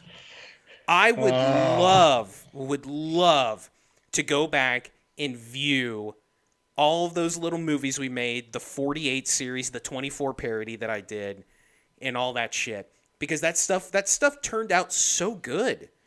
Yeah. We made a really cool going away video for a friend of ours, a little Yeah. movie with it. That was really that we thought was really well made and really easy to do with the voiceover stuff. and it was, the creation tools for the actors. We could make pretty good representations of us, and it was such a cool tool. They never made a sequel. They never did anything. I would love a modern day version of this game with how with Oh how my with how God. graphics is now, and having all those tools, the technology being so much better now. I would Yeah. love to see what they could do with something like this. And it was such a cool thing. I miss it so much. I still have my copy of both the movies and the stunts and effects. I still have it. I I could install. You know what? Maybe I'll was gonna say, is install it. it compatible with your new I wonder. I wonder if it's compatible with Windows 10. OS? I wonder if it is. Yeah. If it is, I might have to stream that. I might have to make something. I think that would be neat as hell to do that. You need Um, to remake that going away video oh my again. god, remake 48, finish 48. It's Um, still on a cliffhanger. yeah, They're boy, they're still facing each other with two guns. oh my god, so I still good. remember. Oh my god, it was so that stuff was so much fun. Yeah, I love games that allow you to do things outside of the realm of video games and have creation tools. It's why I like things like Minecraft and Rocksmith and this. Like, I like stuff that allows you to just go beyond just playing a video game and use your creative side. And this is that's exactly what this is for making film. Yeah. Well, I mean, And it's such a cool thing. it's a great. I hate to say that word. It's a very very good game, but it's also in a way like it's a simulator, and it's also kind of like a training um, platform in putting together a short Exactly. scene or Hmm. film. Like, I remember bringing you into my film class, and obviously my professor, it's all about theory and breaking the fourth wall and the 180-degree rule, and he even mentioned that. We're like, we came up with that before, we even started. I started that class, Yeah. and so it was really really fun to see the finished product, Right. but it was even more enjoyable to put. I'm sure for you Oh, especially, like all absolutely. we did pretty much was the voice work, Yeah. but putting together the little scenes and like the laughs that I can imagine, just like Oh, I yeah. would love to have seen what was on the cutting room floor, to be Oh my honest. God. Just the dumb bits that we did, and see, one of the things about doing like the amateur film stuff, because I did live action stuff too, but with live action stuff, you're limited to what you have. In a lot of ways, it's you just have a camera. So action scenes when you're 20 years old and have no money don't exist. You can't really do that kind of stuff with this. You're able to do all the dumb ideas and stunts and action sequences, and obviously a lot of our stuff was all for comedy, but you had the ability to do that stuff with Yeah. that, to create, because back when I did the original 48, I had ideas of dumb stunts that I would do. I couldn't do them. I didn't have the ability. I didn't have bungees to attach to my back so I could go flying in the air. I didn't have any of that stuff. Oh, But sure. with the movies, I did have that. And obviously, like you said, you didn't see from point A to point B. You were just somewhere kind of in the middle helping with that.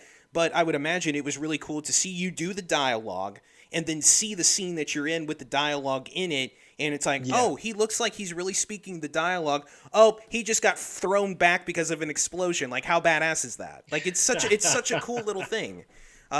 It's such a fantastic product, and again, like I said, I wish they would have done more with the product back then, and I wish someone would do something like that again. I think that would be something, because you saw it with that Dreams game on PS4, where you could make these video games and these really cool set pieces. Do that with movies, though. How awesome would that be? I love it. It's fantastic. I may stream it one day, make a dumb movie. Maybe I'll make episode whatever 8 of 48. Let's move on. Let's move on to another Star Wars game, Charlie. Why Yes. don't you tell us about your next game? I know my brother, if he's in the stream still, will be excited for me to remember the game Star Wars Shadows of the Empire on the N64. That game was quite a game because I think that was the first real Star Wars game that I really, really played through. I know that, like, obviously they had X-Wing and TIE Fighter and Rebel Assault, Jedi Academy, Jedi Academy 2, but I didn't have a PC. I had this little Tandy 1000 where, it was pretty much just a really, really expensive typewriter. Mm-hmm. Yeah. But when we got this game, and like what I remember reading the Nintendo Power, and obviously this was like, when the N64 had come out, and they were showcasing all the possibilities and all the games, this new 3D thing that had been, coming out through Nintendo. Obviously, PlayStation 1 had already ventured into that dimension, but the idea that they were coming out with a Star Wars game, I was like, oh my gosh, I've got to try this. But then you're like, who is this Dash Rendar guy? Mm-hmm. And like, wait, this has nothing to do with like the movies, which at its onset, I was like, I was kind of disappointed. But then after playing through it, I'm playing through the game and through the campaign, and you're just realizing like, oh my God, there's a lot bigger world than just Han and Chewie and um, Luke. And I mean, it obviously starts off in Hoth, which is cool. You get to do the speeder attacks Mm-hmm. against the AT-ATs, Love that. I and thought that was so cool. you get to participate, with Luke Skywalker. But then you breach off into your own adventure. Right. There's even moments where, like, I mean, you still intermingle back with the original canon story. I mean, you're trying to still save um, Han from Boba Fett. Mm-hmm. And he's in the game, which I was like, okay, that's Yeah. cool. I mean, anything that was canon from the original series, when it was in the game, you're like, oh, okay, Right. this Well, is kind of and cool. I will say this about that. What I liked about it was it did have some of that stuff from the movies, the characters, but they let this game be its own thing. They Yeah, had enough of that nostalgia of Star Wars, but let the story be on its own and allow it to be its own thing. And yeah, I think that's really I love it when series like that do that. I think it's really neat when they'll be like, okay, well, we obviously respect the old stuff, but let's do our own thing and try to make it good. And so, yeah, yeah. I And think that's really cool they Josh did was that. saying in the chat that it's based more on the books, Hmm.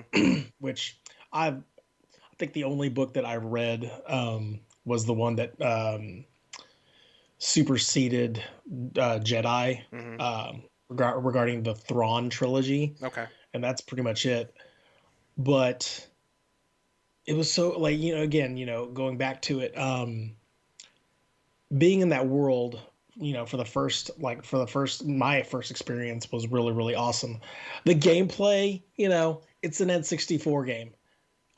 For the time, it was great. The platforming was really smooth. You got all you could get from the graphics. The sound was everything that you wanted Right. when you're playing a Star Wars It game. felt It was like all Star John Wars. Williams. Yeah. Yes. You even got to fight. You had to go through a sewers and fight that trash compactor monster, which That's right. I all you forgot saw about was an that. eye Yeah. in New Hope, and then all of a sudden you're in this game and you're like underneath the sludge, Hmm. and you see this. Oh, it's this entire body looking thing, Yeah. and I mean, the fact that it expands on that universe at the time. Again, I didn't read the books, but um, it was a fun experience. Again, like I said, it's not without its shortcomings. Right. It's an N64 game. Aside from the Hoth stuff, the flying stuff is bad. Yeah. I mean, yeah, flying that ship. Your third person combat stuff was good. This was obviously before. Was it Rogue Squadron? This was before, yes. Yeah, and so you could tell that Nintendo kind of learned a little bit. And that game is not about It's not about that. And the dogfights. N64 controller is not. Yeah, It's not a good controller. The GameCube sure. controller is a fantastic controller, and that's why Rogue Squadron played so well, because it's a Yeah, great controller. yeah. The But no, I mean, just to close off, like again, Shao's the Empire. The fact that still to this day, it's probably at least in the top 10 of the N64 games Sure, is kind of a yeah, test. okay, I'm not sure, going to say it's in the top tier, but at right. least it'll breach like the bottom 10. No, you know what? I'm with you. That I'm with you. um I don't have as much love for it as you do, but sure. it is kind of like what you said though. Before that game, and aside from those Super Nintendo Star Wars games that are just they're bad games. They're not good games. We all played them. A lot of us played them on the SNES. They're not good games. They're not good platformers. All of those Star Wars games, the good ones were on PC. You named all of them. Yeah, For us console people to finally get one that is good and has a good story and it gives us those feels, yeah, that's why it it automatically kind of gets into that top 10. Yeah, sure. there are obviously better N64 games, and there's obviously better Star Wars games too that have come Yeah. out. And to do that with a character that one I was not familiar with, Mm-hmm. and two was not a Jedi, Exactly. the fact that it still 100%. enraptured me, I was like, 100%. and obviously the Star Wars name boosted up, a couple of ticks as well. But Mm-hmm. to be able to do that to, in a young, impressionable teenager like myself, I was like, okay, yeah, It's that's why I really like this game a lot. it's really the first Star Wars game to come around that didn't center on being a Jedi. And at first it was weird because you're like, I want to be fucking Luke, or I want to be Darth Vader if you want to be the enemy. Yeah, I want to be a Jedi. I want to swing a lightsaber. And it didn't do that, and it still resonated. yeah. So that actually is a very good accomplishment to be able to do that. I had to think about that for a moment. I was like, yeah, that's right. No, yeah, I can't, because all the, I mean, TIE Fighter, but I mean, those are, Yeah, those are more like those are air, those like are, yeah, those are air battle games, so, space dogfight but games I'm that happen talking taking place there. Yeah, story Star Wars games. It was all about being a Jedi. I mean, really, up until then, it was all about being Luke Skywalker. yeah, So, correct. yeah, it is a very, I I wonder how it holds up now. Yeah, You have to say that about all Nintendo 64 games. I sure. think playing Mario 64 has told me that maybe that game doesn't hold up quite as well as it did in 1996. But for that time, if you just, you put the picture in the frame, it's for that console, very good game, and a very good Star Wars game. Yep. I'm glad you brought that up. That's a game I haven't thought about in a long time. So we will go ahead and move on to the next game, and I'm gonna stick with kind of the simulation genre. I'm gonna stick with the PC. I was feeling some nostalgia for the PC, and especially your sim style games. Um, and uh, Fairaxis, which is a subsidiary of Maxis, who made SimCity, made The Sims, decided to try something new. They make Mist. I don't know that. Why do I? I don't know why I forgot about that. Sorry. If someone wants to, you can look that up for us and fact check us. I don't know if that's the case. So Sid Meier, who made The Sims, or SimCity, of course, He was a huge fan of the game of golf. And so he made a sim game based on golf that was called Sim Golf. And in Sim Golf, you created golf courses. And it was the top-down view, like your normal SimCity style game. You would create, you would have your, it was simulation where you would start by picking a piece of land. You could pick tropical. You can pick the links style courses. You could pick, your just standard city style golf course. Your kind of municipal style course, and you were given a small amount of money to start. You start building a first few holes, and then you would open your golf course and people would come based on if they liked your course or not.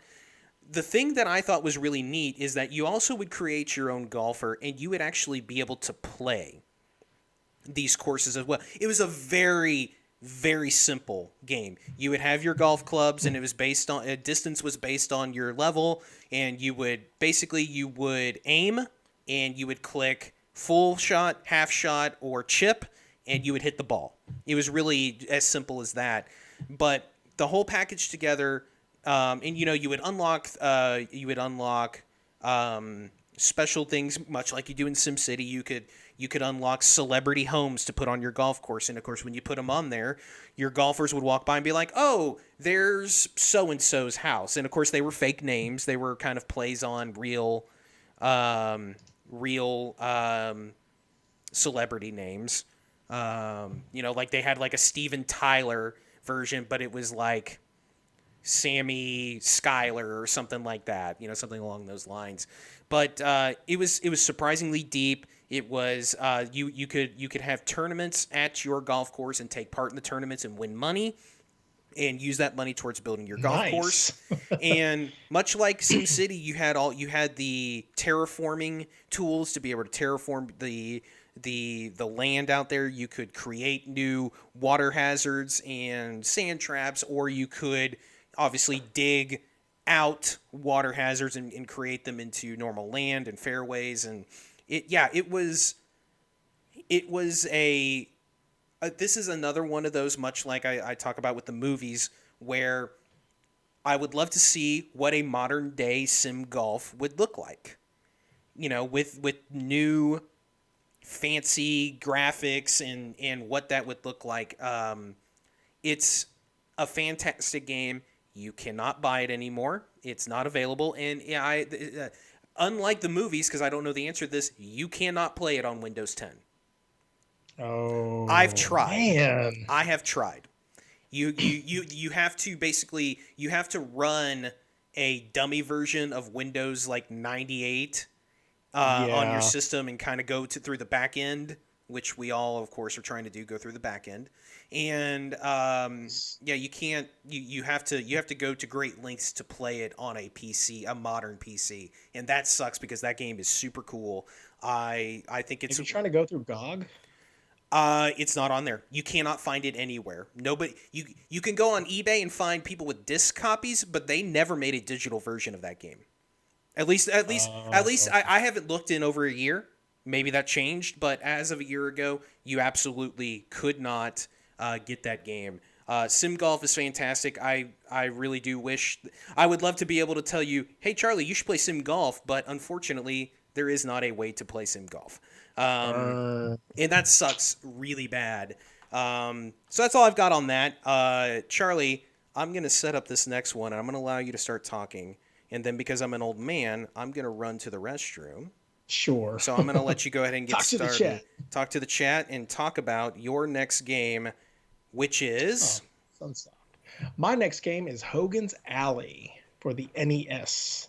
So my brother and I, I, before my brother was even around, I begged my parents to get me a Nintendo because I think my older cousin had a Nintendo at the time, and the bundle we got was the nine. I remember it like it was yesterday. It was 99.99. It was the Super Mario Brothers and Duck Hunt combo cartridge that came with a light gun, and This was one of like the original light guns too that was gray. It wasn't orange, but that's nothing to say there.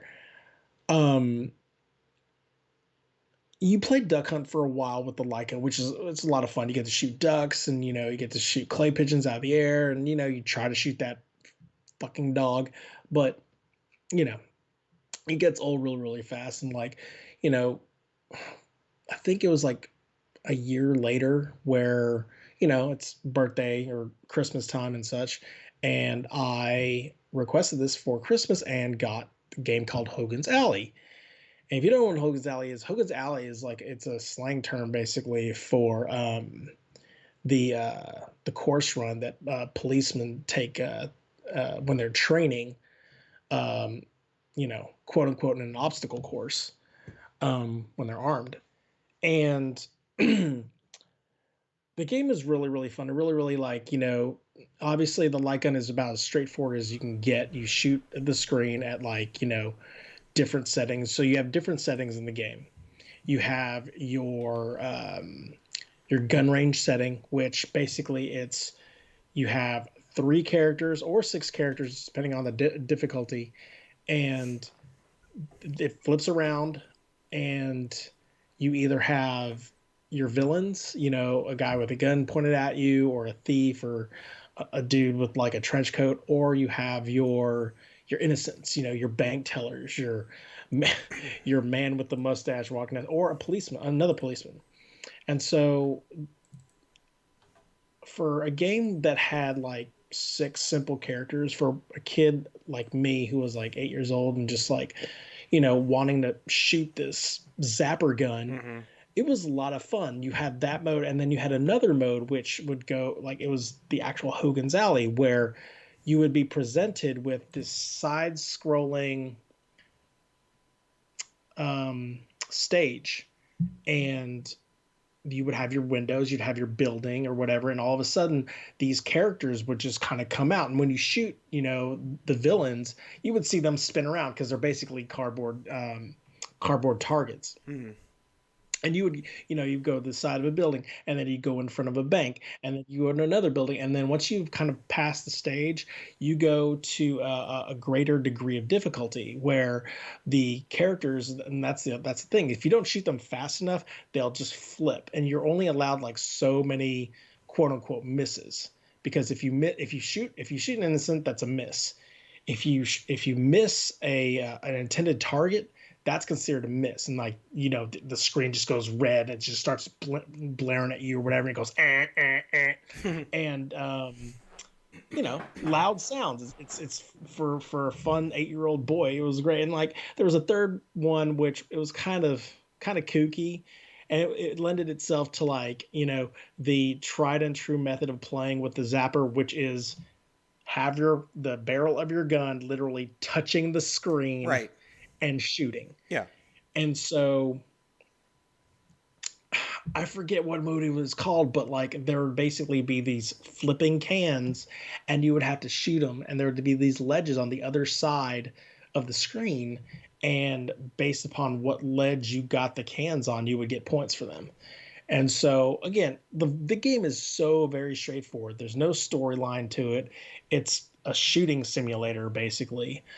But it was fun to do and fun to participate. I know when like after my brother was born, even like before we got the SNES, he would play with me, and he would just shoot the gun all wild, like whatever, whatever. And I, teach like, no, you shoot at the screen, and he would learn.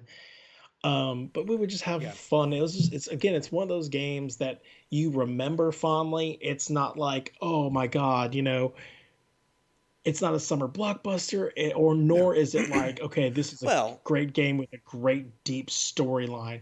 It's just it, I and mean, it's it's just something to exactly fill time and shoot a gun. I mean, it's exactly what Duck Hunt and the disc, the clay shoot was. I mean, there was nothing impressive. I mean, obviously the light gun technology on a television was pretty impressive back then. But what I mean is that, Oh yeah, yeah, no story, no nothing, no setup. You have the dumb dog, and I don't have really yeah. The any. zapper technology was cool because It was neat.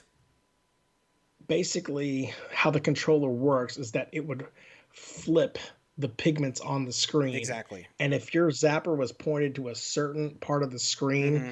that it was a different filament than Exactly. everywhere else, that was considered the It target was, and that yeah. was considered a hit. Yeah, it was When I really good learned that, I was technology. like, that's how that sucker Yeah, works. it was really cool technology back then. I don't have a lot. I really have no memories of Hogan's Alley. I'm sure I played it, but I don't like when Yep, you. that's the box art right there, man. Yeah, Oh, yeah, God. yeah. In So good. that early Nintendo box art was so good because it was always a close-up screenshot of the game that you were playing, Yeah. and it was always so cool. Like Sight Bike, same way. Just had the close-up of the bike. Um, Side Bike, Metroid, yeah, Super Metroid. Yeah, Mario yeah. Brothers. Really, the Legend of Zelda was different. It was an Yeah. actual. It was actually they actually did actual art for it. But yeah, it was Ice super cool. Climbers, Ice Oh Hockey. yeah, all of those. Every single 10-yard fight, There you go. which is a bad football NES game. baseball. Oh yeah, exactly. All the Nintendo made ones had that really cool box art. Hmm. Um, that's the kind of stuff that I would love to get like in poster form to put on the wall, Yeah. like a big blown up version of some of those box arts. I think that'd be really cool. Oh Um, yeah.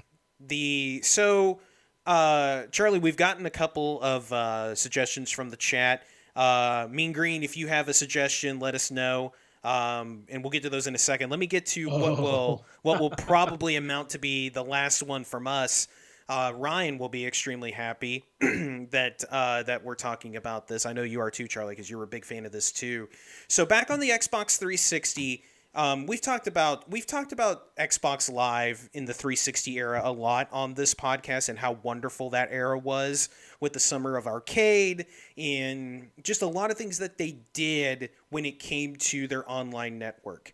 And one of the things that they tried was a massively multiplayer game show style game with weekly episodes and scheduled times with live announcers and host, and they you could play and potentially win Xbox points and actual Xbox Live arcade games. And that was 1 versus 100 based on the TV game show. And so what this game was you had one person which was the actual player, and then you had 100 people on this big giant wall, a 10 by 10 wall. And it was a trivia game. And you would be asked a trivia question and there would be three answers. You picked the correct one and you moved on. If you got it correct. If you missed, you were done. You were out of the game. And you would you would want to answer very quickly because your speed of your answer also would help you in moving on at some point. And it was a 100% live game with a host that was doing voiceover live from some studio, and they would do this. They would have two main shows a week on I think it was Tuesday and Friday, and then they would do like practice shows throughout the week. Um, we know someone, Charlie, that ended up winning something on that, and that would be our good friend Mean Green. He won a copy of the wonderful game Portal. And it was much like Who Wants to Be a Millionaire, where the first few questions were extremely easy, and then as you went along, the questions would get harder. And because of that speed component, it caused some times where we picked the wrong answer on easy ones, including what does LL Cool J stand for? Which, of course, the correct answer is ladies love cool juice, right? Cool James? I think it's James or Jams.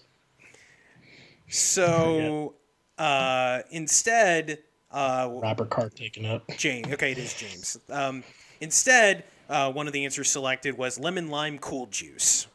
So it was, and you could go into Xbox Live parties and be in the same parties together and still converse with each other like you normally would. It it lasted what would you say, Charlie? Was it about 6 months they ran this? It wasn't that long. Really? I thought it ran No, longer. I think it was. I know it was less than a year. But it was that really cool time where Xbox was really trying to do cool things, and in a lot of times they were succeeding. And it's absolutely a time and place type thing. I would love Oh for them. I yeah. would love for them to try something like this again. I don't think it would have the same effect that it did back in 2005, 2006. But it is a really, really cool thing they did, and it worked really well. And they had cool prizes, and we know someone that won one, and that was really neat. I think I won like 400 Xbox points one time as well, somewhere in there. I think that's right, or maybe I'm just making that up. I don't know, but yeah, it was a really neat thing. And I mean, it was stop down gaming. We would do that. It's kind of like what was that phone game they had a couple years ago, the trivia one that's not around anymore. Oh, I Um, can't remember. Chat, you got that? Ryan, do you remember the iPhone game that was the trivia where you can win money? Um, it was kind of in that same vein. It was this kind of thing that just kind of blew up. It is around HQ trivia. That's right. They did, and they actually just brought it back. It went away for a bit. R.I.P. Oh Scott. wow. R.I.P. Scott. Um, he's not dead. But yeah, it was that. It really was that kind of time and place thing. But yeah, 1 versus 100, fantastic game. I would love to see them try again. But they probably won't. Apparently, they lost a lot of money putting that on. Um, Yeah, I enjoyed the few times that I got to play on that. I mean, and it was fun too because again on the 360, their online multiplayer was just ridiculously good. mhm. And so we would jump into a party and then jump into the game and we would just laugh our way through like several quiz shows and yeah, no that was Yeah, that was all fun. yeah, fantastic time and place. Really cool. The really cool time where they were taking a lot of chances on stuff and hitting a lot of them. I mean, there's a reason why the 360 won that generation. It's not the only reason, but it was that they did some really cool things that they just kind of didn't do with the Xbox One, and that's one of the big reasons why it fell behind Sure. PS4.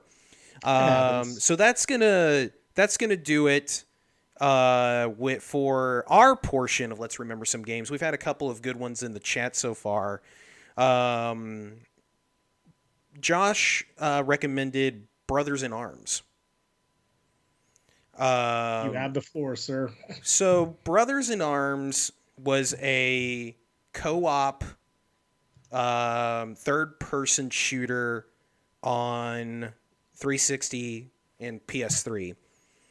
And I believe Josh, correct me if I'm wrong. Is that an EA product? Was that made by Electronic Arts? Um, Gearbox, that was Gear? published by Ubisoft. Really? Wow, Yep. interesting. Gearbox. Yeah, that's kind of early Gearbox, isn't it? Yep. Um, it I always confuse this for Army of Two.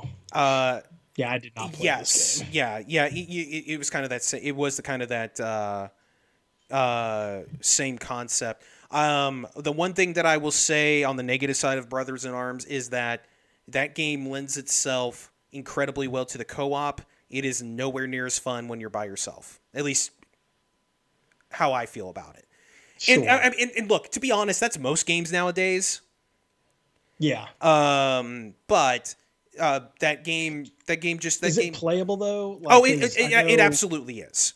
because like And Gears is designed to be a co-op game, but you can play it by yourself. sure, it was absolutely playable. The AI, the AI is good enough. But again, that game was specifically built to be a co-op game that you play either couch co-op or via Xbox Live, PlayStation Network. Um, it I I played a lot of this with my old roommates. Um, I don't have a ton of memories about it. I like the game. I think it is a good game, but it's not for me. It wasn't one of those games where I think back and like, man, fucking, you remember when we played Brothers in Arms? Fucking hell yeah. But it was a cool because back then there wasn't a ton. There were a lot of online multiplayer co-op stuff that you could play 4-player, but the core concept of 2-person co-op was not huge. It really kind of isn't now. It's really all about the big multiplayer games and even massive multiplayer games. But yeah, this game it's a good game. Man, I can't even. Did they? Josh, if you're in the chat, Nico, it sounds like you've played this too. Did they make a Brothers in Arms for the current consoles, the Xbox One and PS4? I I don't know if it ever went past the 360 era. Um, are there two of them? Because I never Looks like played. there was one made in 2014. Really? Wow. Because I only played the first one. But that is it's a cool. The one in 2014 I was mean, I'm a pretty first-person sure. shooter created for the iOS, Android, and Windows Phone. Oh, perfect. I mean, I feel like I'm remembering it correctly. I mean, it's been a long time. There's three. I mean, I never played past the first one. Um, but anyway, the point is that Brothers in Arms was a cool co-op game, kind of in that realm where it was all about 4-player. Um, but yeah, I mean that's really all I've got to say about that game. Um, I to be honest, Charlie, I am kind of surprised that you never got into that because that seemed like a game that was really kind of in your would have been in your wheelhouse. Um, the next game that was on the list, and this one was from our good friend Sean. He wants us to talk about Donkey Kong 64. Um, I can't. I've never touched that game. okay. The only N64 game that I touched that had, well, two that had monkeys in it were, wait, was Super Monkey Ball in N64? No, Or was that that GameCube? was GameCube. Was Diddy Kong Racing. Diddy Kong That's Racing the was on only there. one. Yeah. That was fun. So Donkey Kong But go ahead, bud. 64 is the 3D platforming game Oh, we're Sturm. by Rare. That also included the expansion pack for your Nintendo 64 for some reason. I don't know why. Apparently you couldn't run it without it. Um, I'm going to try to say this as nicely as possible. The game is fucking terrible. It's a fucking awful game. It's awful. It was awful back then. It is worse now. There is nothing redeeming about that game except for one thing. And it has to do with the title of this episode. The DK rap. It's the only good thing about that game. The Donkey Kong rap is fucking awesome. And then you hit start and the game sucks. It sucks. It's not a good game. Go watch Burgle My Bananas on Giant Bomb. It sucks. Say, one of our favorite websites we like to enjoy, they have featurettes, and they did Burgled My Bananas, and oh man, like just initial observations, I'm like, there is a lot in there that it's very confusing looking. It controls like shit. Again, it's an N64 game, so that's the thing with N64 games. They are like regarding controls, it's really good or really bad. Really, And this this one's really one bad. happens to be not on the former but the latter. Exactly. And you know, I haven't played it, Like it's actually it's you know what's funny? It's on the Wii U store, and I was like, Like, ooh, don't do it. should I stream No, this? no, don't. You'll waste your $10 or whatever it is. It's just it's not good. It Yeah, I think controlled it's to. still $19. Oh fuck no, no, don't do that. No, good God, no. It's just it was like look. I say it all the time about games. I love when series try to take chances and try something new with it. And I think it was the right time to try to take Donkey Kong into 3D. It didn't work. There's a reason why after that game, when they started making new Donkey Kong games, they went back to the Donkey Kong Country with Donkey Kong Country Returns to the Tropical Freeze. There's a reason why they did that and they stopped making 3D Donkey Kongs because it doesn't lend itself well to that. And Yeah. it Rare had come off of GoldenEye and Perfect Dark by that point. And those two on the Nintendo 64 were certified bestsellers and Hmm. all-time Nintendo 64 classics, whatever you think of them now. But back then they were classics. And then Rare was given Donkey Kong 64, and I don't know what happened. And the thing that's really weird about it is that so they make Donkey Kong 64, 3D platformer, and it's terrible. Then they start making the Banjo Kazooie games. And Oh yeah. the Banjo Kazooie games, I don't think they're all time classics, but those games, especially some of the later ones, once they kind of got off of the 64 and moved into like nuts and bolts on the 360, fantastic platformers. How do you go from Donkey Kong 64? I think I just don't think Donkey Kong works in 3D. There's some games that just don't work in 3D, and I think this was one of them. And it's never been a good game, and it won't ever be a good game.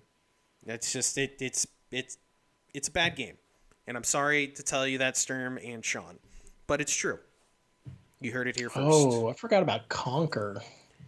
Like even Conquer, Conquer's Bad Fur Conquer Day. is not a great playing video game, but the humor and just the over the topness of that game worked better than Donkey Kong. Like I feel like Conker's another one of those games that you play it now. Like they Rare did that Rare replay thing where they put out like 30 of their games, Yeah. and the Conquer is on that.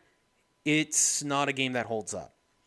And I think that just is a problem with Nintendo 64 games. They just don't tend to hold up in the end, even on a better controller. Um, Ryan put something in. Did you play Toe Jam and Earl, Charlie? Oh yeah. All right, let's talk about That was a fun game. let's talk about Toe Jam and Earl because that's finally one that we've played. We've both played. That's Sega Genesis Toe Jam and Earl. Um, what a cool game! Yeah. Just like cool in that it was fun, but cool as in like just cool. Like I felt Yeah. like you played that game, and you just felt like a cool dude when you played it. Yeah. Um, It definitely wasn't for like everyone's played Super Mario Brothers. Everyone's played, well, the most people have played like Legend of Zelda and stuff like that. Toe Jam and Earl was a game that like when you saw like again, everyone's played Sonic, but when you saw this thing, like you either ran for it immediately or was just completely disinterested. It's very, very polarizing it is, from my perspective. and like if you're just looking at it as a game itself, it's overall not a great overall playing game, but some of the things that it did were really neat. The multi-level progression of that game was really cool. The power-ups were really cool. It played like it's weird because the Sega Genesis was kind of known as the more powerful system. I felt like that game ran bad on that game. It felt really slow. didn't Well, I it? mean, from my understanding, like they touted a better engine or whatever. From my perspective, because I had both consoles at one point in time, Mm-hmm. the SNES ran smoother, but the Genesis had the better sound. Like Sure. it had a lot better, sound card in it. You got a lot more of like the deep embers and the deep basses or whatever that you You're couldn't get with the 100% correct. Nintendo. Well, and I think also a thing that Sega did well was for games with speed. I mean, because Sonic obviously is a game about speed, and I guess that's where I'm coming from with that, where it felt like that game ran badly. Because yeah, there are games. Fucking what's the Golden Axe? No, not Golden Axe. What was Altered Beast? Holy shit! What a bad game on the Genesis. Um, you know, and like I said earlier, I was not a Sega person, but I played the shit out of Toe Jam and Earl. The music Yeah. in that game is incredible, Oh just yeah. awesome.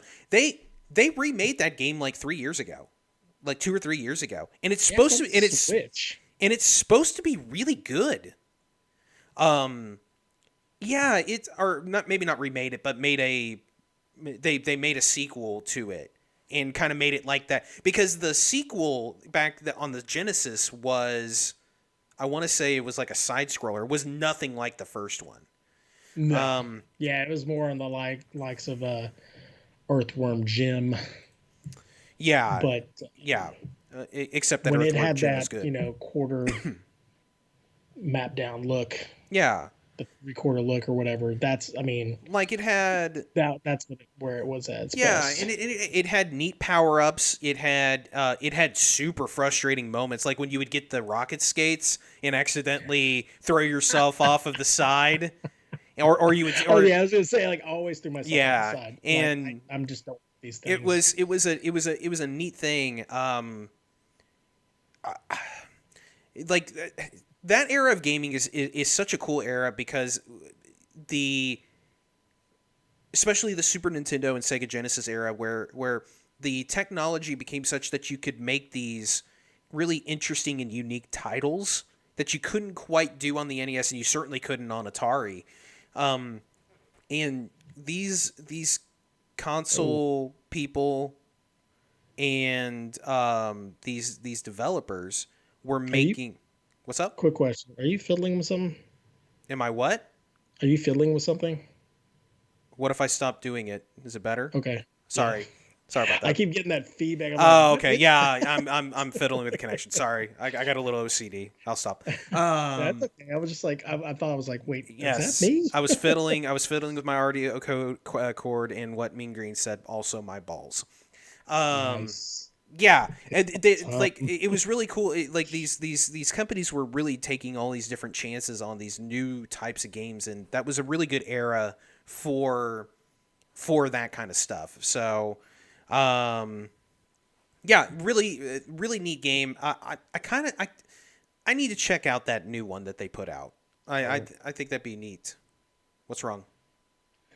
keep talking. I'm gonna act like I can still see you, and you can still see me. Oh, I can still see you. You look great. You look fantastic tonight. Love your orange hat. Thank you. But yeah, so that's it. That's all I've got on Toe Jam and Earl. And some God damn it, somehow we're already over 2 hours. So let's move on, Charlie. Sure. We got some more games on our list. We can hold those for another time. Um, and we'll do some more of those as we go along.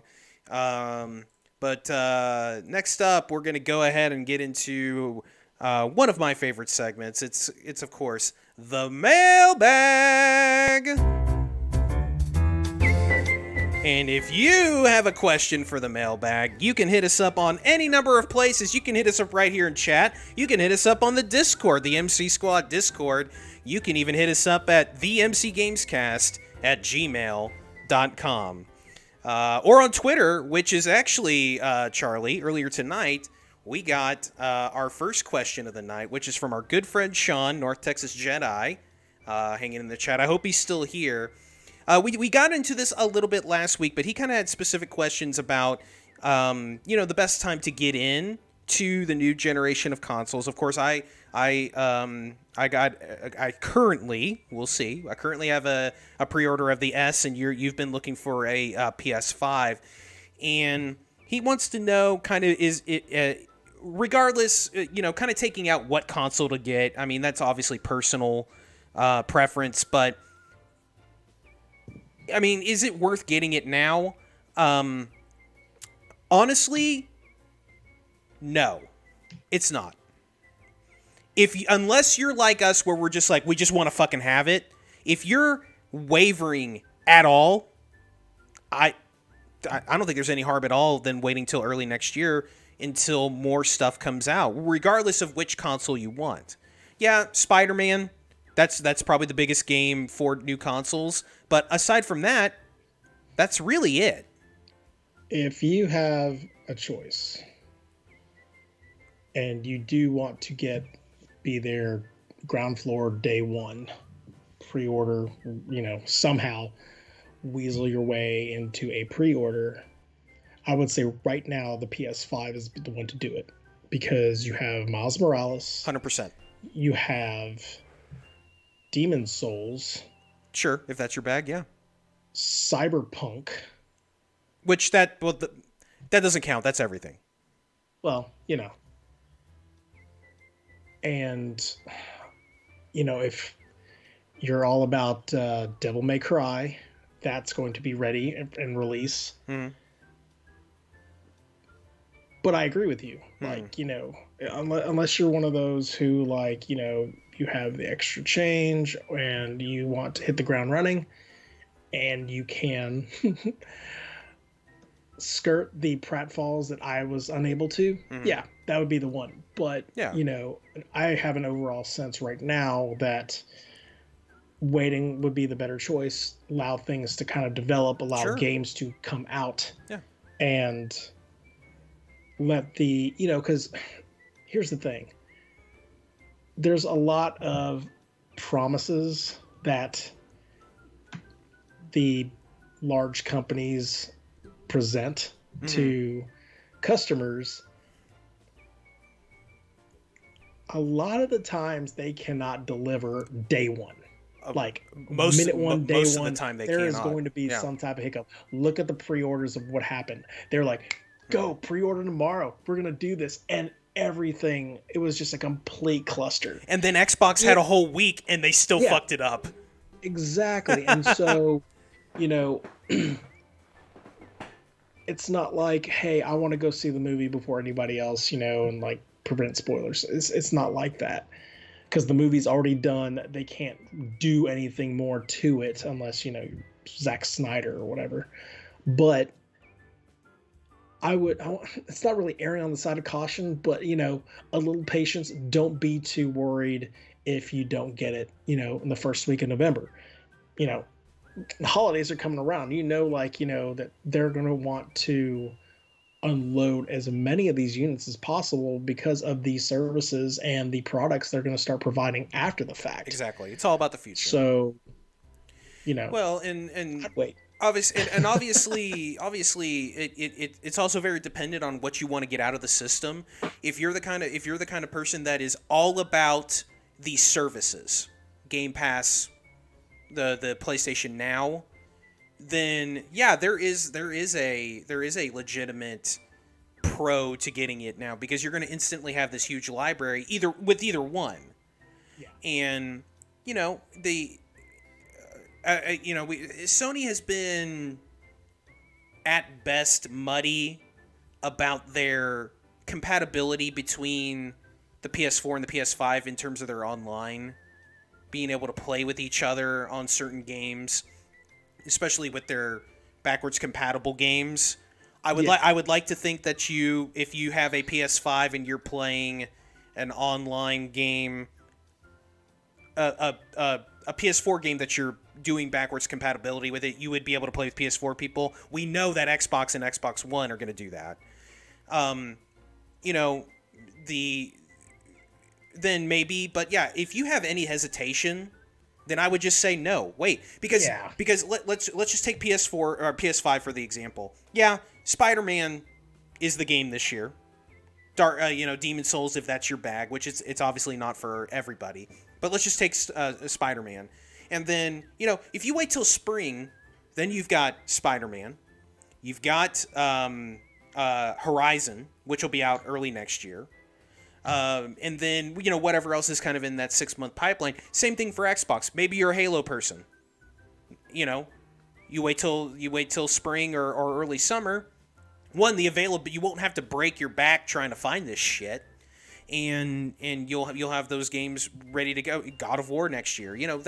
That there's no reason. There really is no reason for us to get them at launch other than it'd be fucking cool if we did. Like there's no reason for me to have an Xbox Series S. Zero. Well, yeah, we talked about that. It was like, okay, you're gonna get that thing, and then I'm gonna play Rocket League.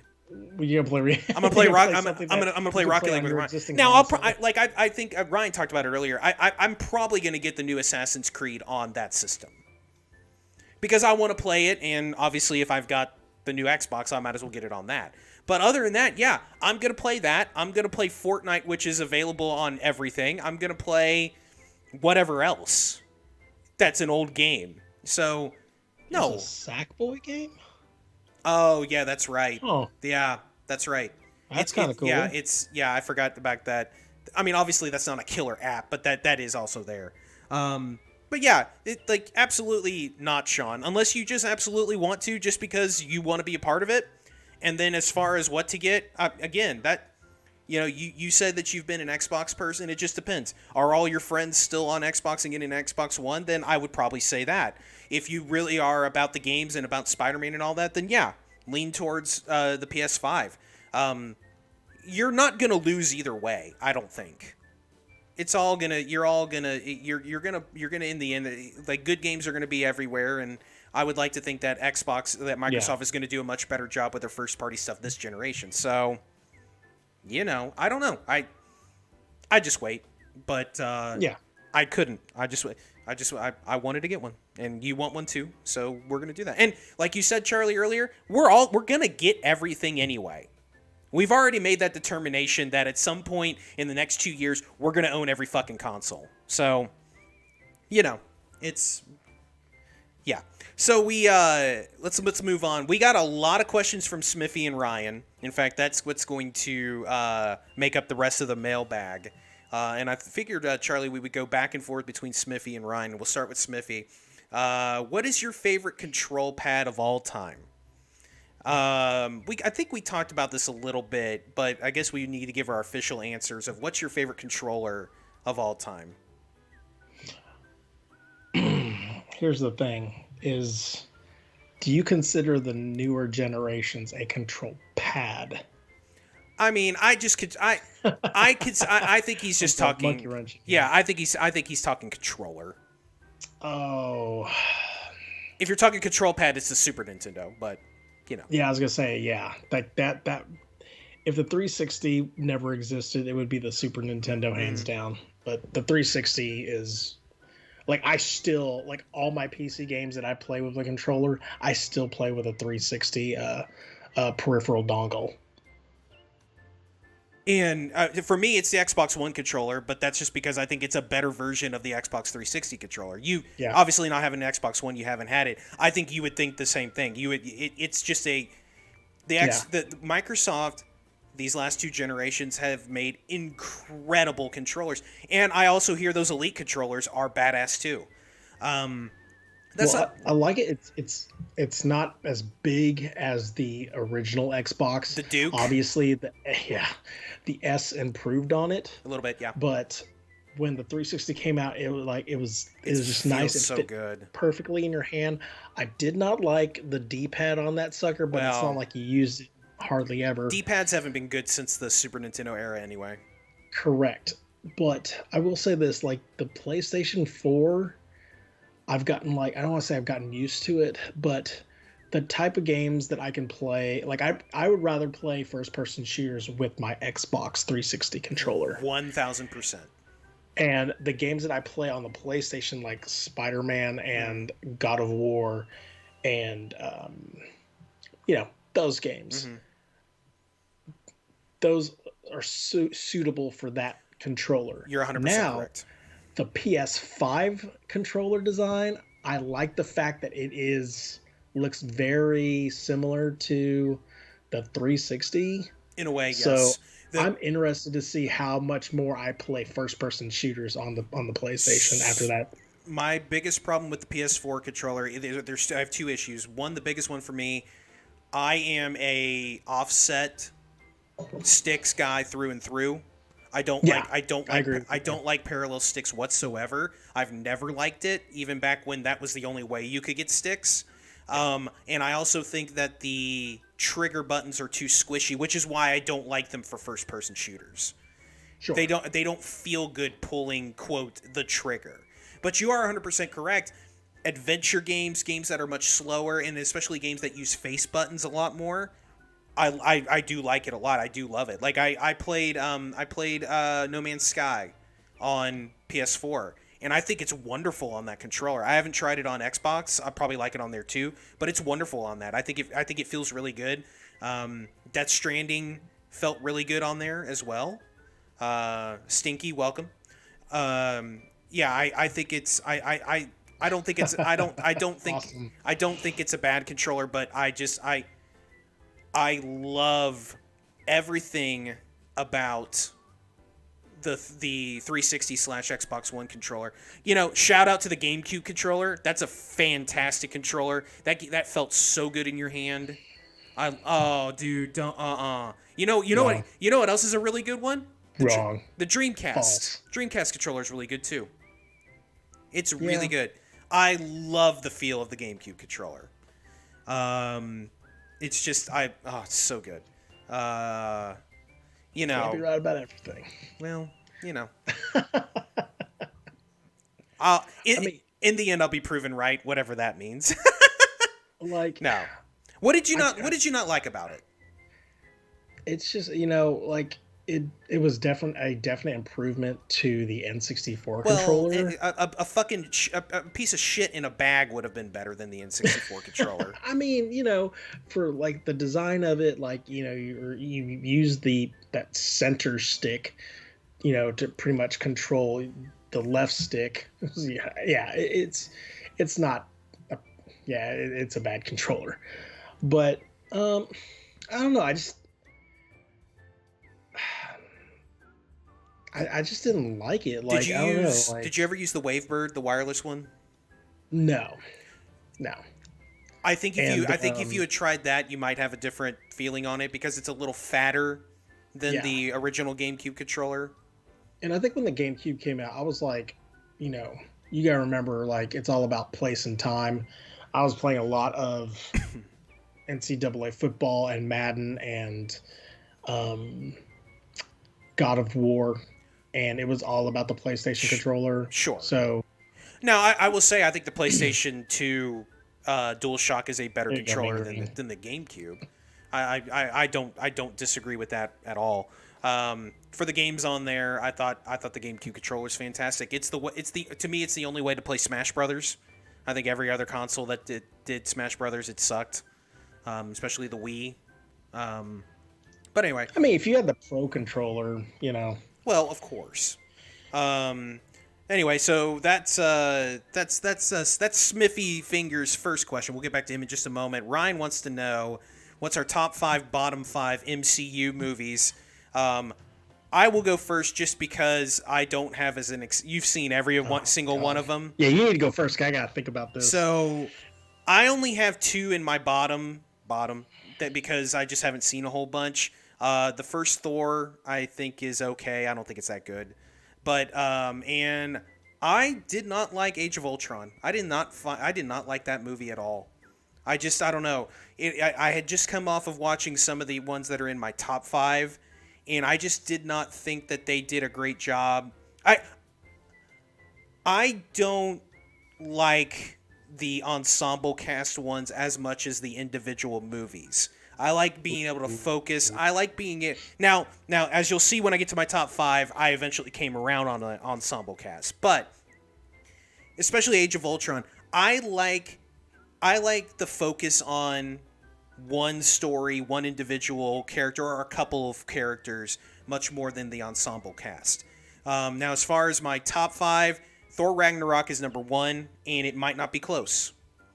And that's me. And I love Guardians of the Galaxy, my number 2 movie. I think Guardians of the Galaxy is a fucking fantastic movie.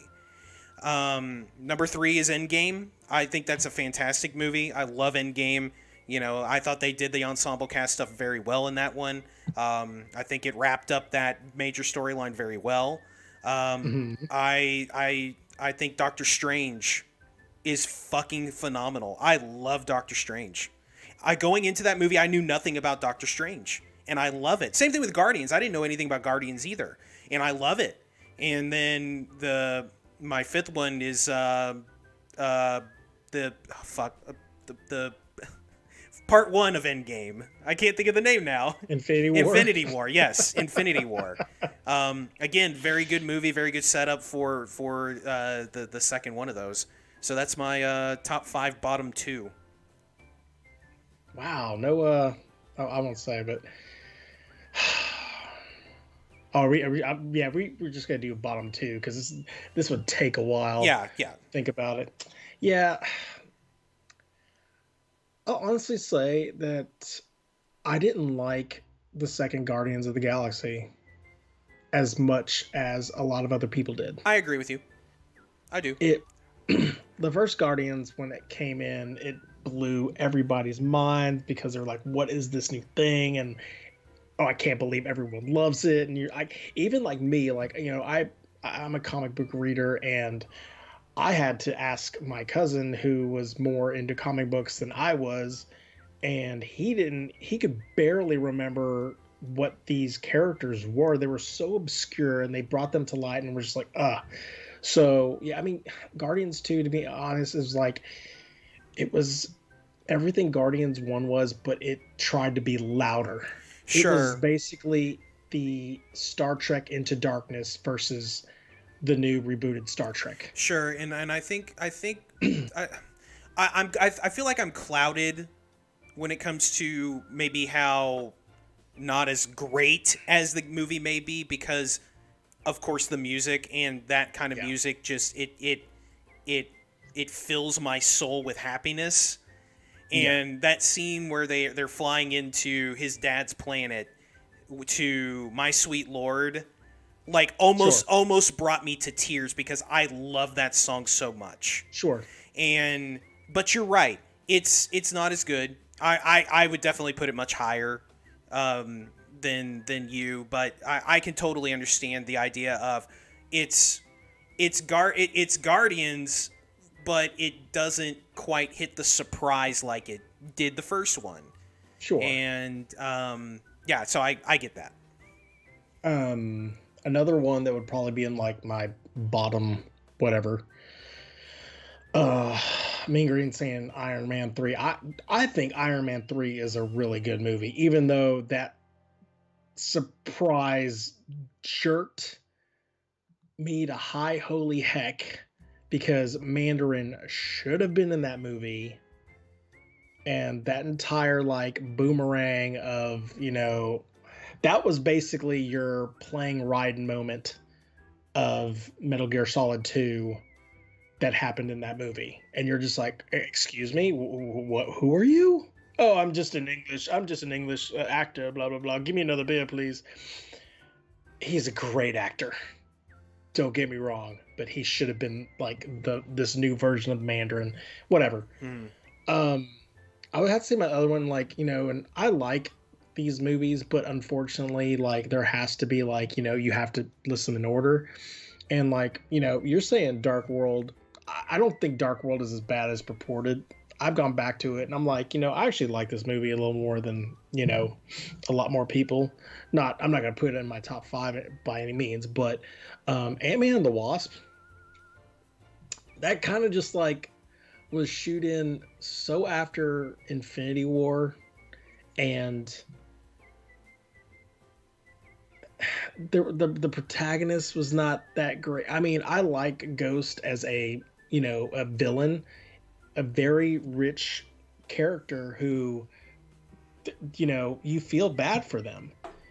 However, when you're talking about superheroes and the obstacles that they have to go through, the antagonists they have to face, that just didn't cut it for me. That, I mean, Ghost is just like a common, thug in the grand scape of like Marvel Comics. Mhm. When they made them the villain to overcome in that movie, I was like, okay, Wasp was cool. Like I like seeing her or whatever. But again, it's another instance where the sequel tries to be bigger and louder than its original, and for me, it just didn't. It fell flat. Top five.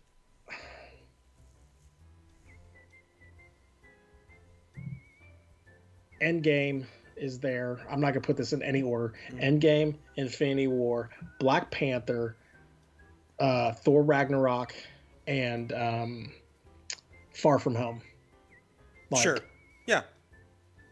I'm not gonna put those in any order. Like, obviously there's a whole like list of like sixth place that I can put in there. I mean, the first Iron Man movie, the first Avengers movie, First Guardians. um, the first Guardians movie, and the fact that I can't stick the first Guardians in Right. that top Yeah. five is, that makes me hurt. Yeah. It almost feels But like blasphemy.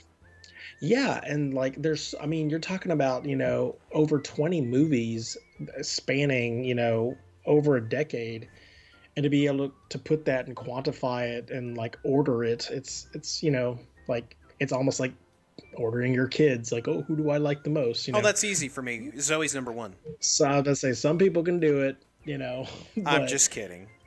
I know you are. But Sort of. um, yeah, dude, Winter Soldier. God bless. I can't believe I forgot about that one. Like seriously, that.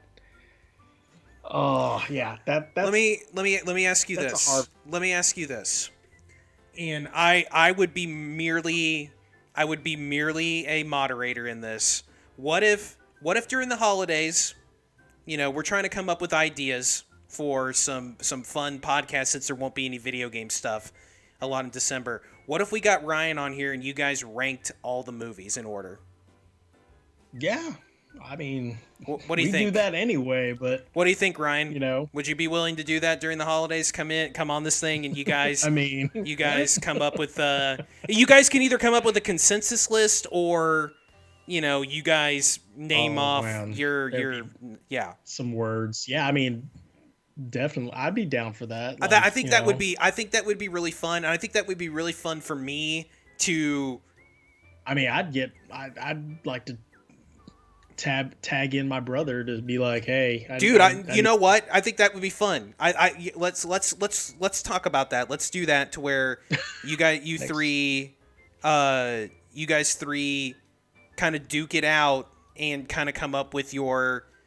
Maybe you guys could see if you can come up with a consensus. Maybe we do top 10 consensus and things like that. So I think that'd be fun. Let's move on because sure. we're on our way. We are actually on pace to be the longest podcast that we've ever done. So Oh my gosh, we're gonna cut some it's of a the lot. No news. we're gonna cut these out. Let's go to what video game are you most looking forward to introducing to your kid or kids? Mario, man. Yeah, I mean that's easy. Super Mario. I mean, that's And kind I've of already done crazy. that with Like, Zoe. She and loves it.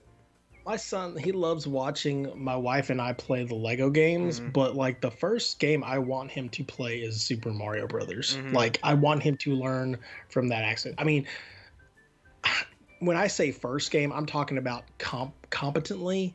He's actually played Cubert Oh a little wow, bit. that's awesome. Yeah, I it was on the PlayStation store and like it was like $5. So I was like, yeah, let's play that because it's kind of cool how it has the new rebooted up version or whatever, Mhm. but you can change the mode in it where you're playing that classic arcade. And That's neat.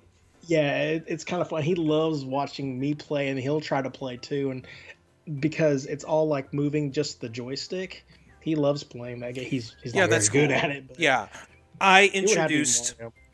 I introduced Zoe to Mario, and she loves it. I've introduced Minecraft to both of them, and they really really like it. It's really cool putting them in creative mode and just letting them just come up with whatever they come up with. Building a house or just whatever they come up with. It's really neat seeing that. And then finally, I'm gonna introduce them to Doom. That's my next one. I'm just kidding. Out with a Lego Doom. Lego Doom. All right, let's move on. Let's go. Let's do some quick hitty one here. From Ryan, you got a battle royale. You've got the Street Fighter roster versus the Mortal Kombat roster. Which wins? Mortal Kombat. It's Mortal Kombat. I love Street Fighter. I think Street Fighter's a better series. Mortal Kombat would whip their ass. I mean, you've got demons. You've got extra dimensional beings. Like the guys in Street Fighter are literally street fighting guys with a little bit of power. Like I think it wouldn't be a complete and utter route.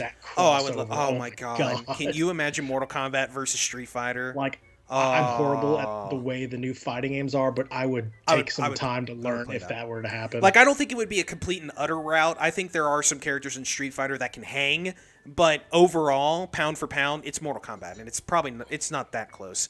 Okay, from Smithy. What is a guilty pleasure video game addiction that absolutely no one else knows except for you? Over your life. I don't know if it's an addiction, but it's more of a habit that when I know a game is about to end, I'll stop playing that game. Like I will there have been moments where I think it was GTA 4 where I knew that this was the last mission. Sure. And I put it away because I was like, I don't want to finish this because if I finish it, I'm not there's a finality to it that I don't want because I've enjoyed so much time with that game. Sure. I don't know if you consider that an addiction, but I do that. I don't know, but a lot of games. So God of War, I did that. Spider-Man, I did that. Doom, I did that. I'll tell you what. I'll give you my game, and maybe this'll get the juices flowing on that. Mine, I had a pretty rough addiction to Candy Crush. I played that game so goddamn much. Oh my god! You know what? And I also got, but you guys knew this. I got real bad with Golf Clash too. Oh, I remember. Yeah, I was way into that sucker all the time. I was, and now I played that thing so much that recently I reinstalled it. I played it one time. I was like, I don't feel it anymore. Like it's not fun anymore to me.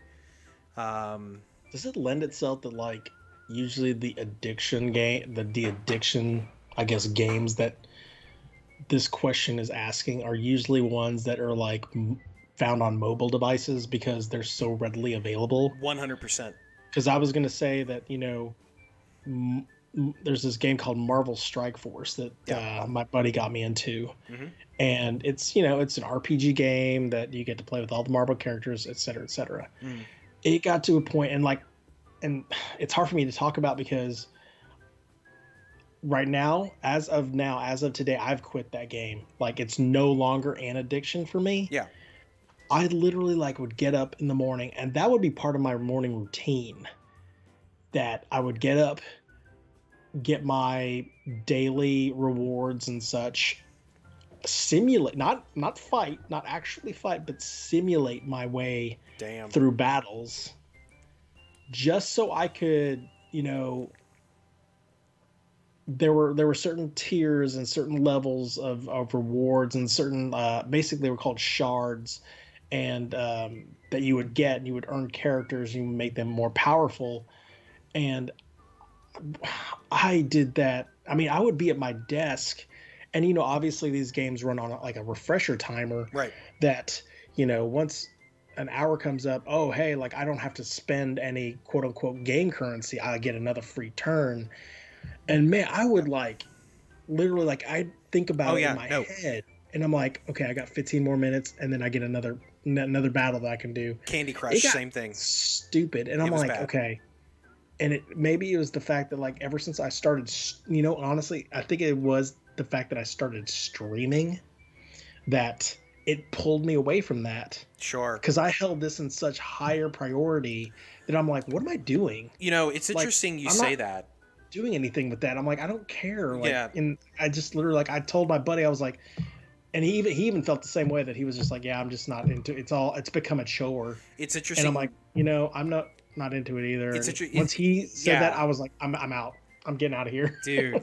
It's interesting you say that because right before I started back streaming back in April, when I got back into it, I was really hooked on Tiny Tower, and Ri- Oh my god. yeah, Ryan can relate to this because he was in the same place. When I started streaming and I stopped Yeah. looking at it, I just stopped playing it, and now I don't ever play it. And man, let me tell you how bad the Candy Crush thing is. Back when I was married, both myself and the ex were both addicted to Candy Crush just as heavily as the other. So we would sit there and lay in bed and ignore each other and play Candy Crush. Just it got real bad. Like it was. Breaking news. Uh-huh. I might be getting a Switch in a second. Ooh. Okay. Apparently, it's in stock in October Okay. on the Amazon store. Ooh. Okay. I don't know if you see that. Nope, Yeah, not you at can all. see It's that. a white screen. It's all white. Thank you for showing everybody your white Not screen. translated. Nope, not one bit. That in fact that was terrible. Oh my god. Pretty awful, right? But But yeah, the yeah, yeah, yeah, that's what I thought. I thought your shock face was because of the X. But yeah, the well, good luck, dude. Get it. But so yeah, uh, the yeah, Candy Crush, man. Anyway, let's move on. I mean, she had that for a while too, and I think again, I think it lends everybody. itself, I think if it's a everybody mobile did. game, Yeah, I think it's like everybody right did. there. I think a lot of people did. That company made a ton of money off of that game. Let's move on. Let's quickly get through the rest of these. From Ryan, with no training, would you rather try to be a hibachi a chef or a medieval times jouster? This is stupid because it's an easy answer. I would rather try being a chef. Dude, no. Like, try getting on a horse with all that armor and a fucking big joust. You're not doing it. You can fuck around. You can fuck around your way cooking shit easily. Now, would it be more fun to try the medieval times thing? Probably. Where did this question come from? This was from Ryan. But it's like, come on, you can flip a shrimp tail with a spatula in the top of your dumb hat. What occurred to like allow this to manifest itself in someone's brain? It's like, hey, would you rather surf or would you rather walk on coal? Right, yeah. What? Yeah, they like two completely opposite things. It's hibachi chef because we know how to cook. Yeah. I mean, like it'd be more stupid. It would be more stupid and funny to try the medieval times thing. Oh, he farted from the ticket. Well, of course, you know what? Of course he did. He probably got it. He probably got it from the Norm's birdhouse, if I had to guess. Yeah, he did. But yeah, like he said that birdhouse. Yeah, and I mean the possibility, or actually our dumb bad luck of getting impaled by. We would get hurt. A padded, not like a lethal, but a padded jousting. We would get hurt. We would fall off our horse. You know, we would get hurt by the joust. Yeah. I mean, it's way too easy. That one's easy, Ryan. I did love. It was a great question though. And finally, from our good friend Smithy Fingers, and this is absolutely 100% a Smithy Fingers question. This is for you, buddy. Can Mitch, me? I am a bass guitar player. I play Rocksmith 2014 every now and then. Smithy Fingers asked if I can play bass with a finger up my ass without failing a song. And the answer is, yeah, I can. Which song? I mean, it'd have to be an easier one. I can't play like Dragon Force. Like, what's that Green Day song with like 3 chords? All of them. Stew. Brain stew. Brain stew. Oh Yeah. yeah. Well, it could be more difficult than that. Which finger? Also, he's right. It is which finger. If it's a pinky, then I could probably play anything. But if you're talking a thumb, that might be a little bit That might be a little harder. Hope your black eye's better, buddy. Yeah. Jesus Christ, Smithy. I can't wait to tell that story again tomorrow to our friend. But anyway, that is the mailbag. Thank you guys so much for all of the questions. We appreciate you guys so very much for that. And we're going to hit 3 hours tonight, and that's incredible for this stupid thing. I have a proposal. You have a proposal. Give me a proposal. What's up? Tell me the proposal. I don't want to go too further along. I may ramble with my suggested segment. New segment coming up. Okay. Perhaps we push that to another date. Okay. Because we have been talking a lot, and I really, really fear that, we literally just started the new cycle. And sure. No, I see. With Halloween coming up, yeah, everything leading into it. So I'll tell you what. You're right. Why don't you save this specific movie for October? Yeah. And why don't you do a truncated version of scatter shooting, which is what we're gonna do right now. And let's go ahead and hit the music. And I'm sorry. The announcer will introduce you.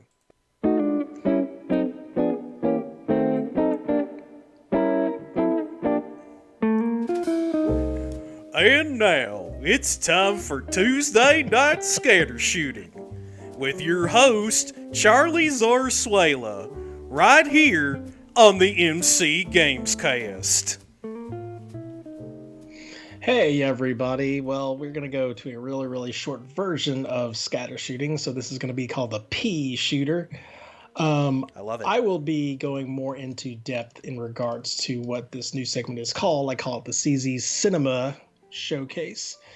Basically, it's going over, video games, obviously, but the video games that have crossed its way over into films. And I was going to go over a certain movie tonight. I will not go into that. However, I will tell you a couple of jokes. But, I'm trying to wonder, whatever happened to the multi-tap?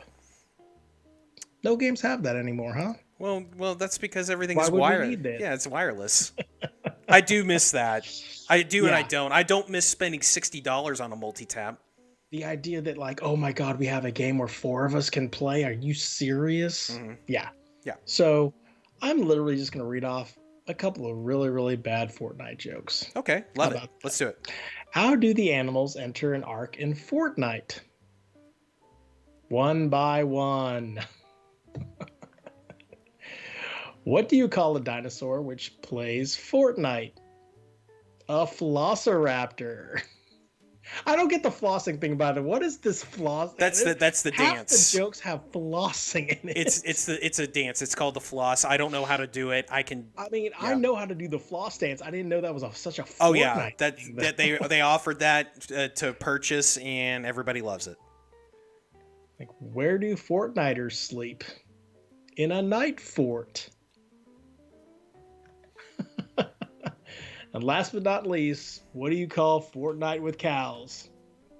A cattle royale. Hey. And I'm just going to shut the stream off.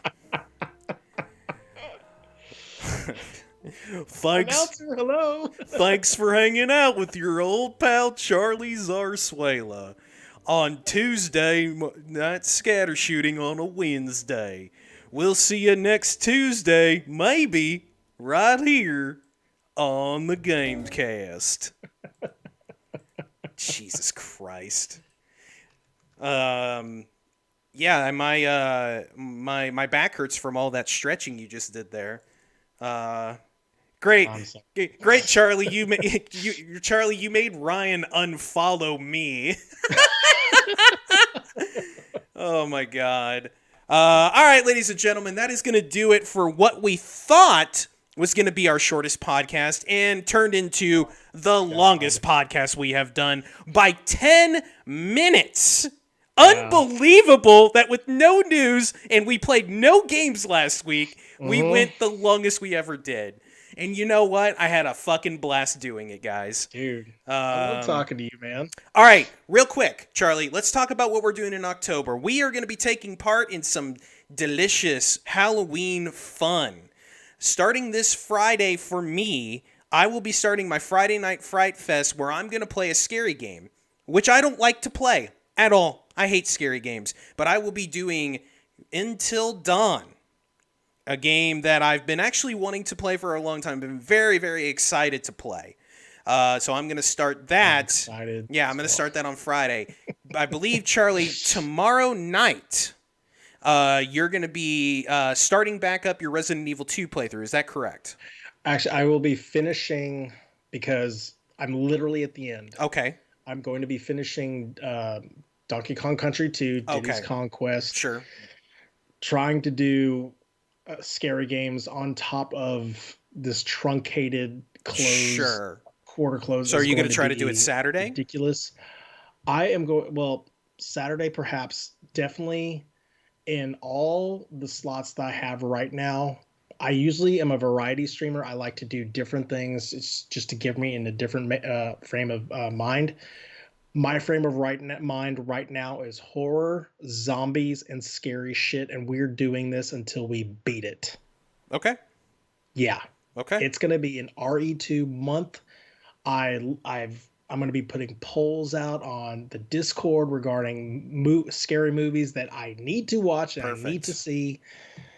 Starting Trick or Treat sometime in the near future. You had talked about, Charlie, about doing something with the Amazon Prime stuff where we could do watch-alongs. Mm-hmm. I think that's a fantastic idea. I think you absolutely need to do that. I think that would be really neat. I know Josh is continuing his Scarefest stuff. Yeah. With I know that he had talked about trying to do not really a speed run, but a if you die, you start over with Resident Evil 7 again. I think that's a cool idea. I think that'd be cool to see him try that.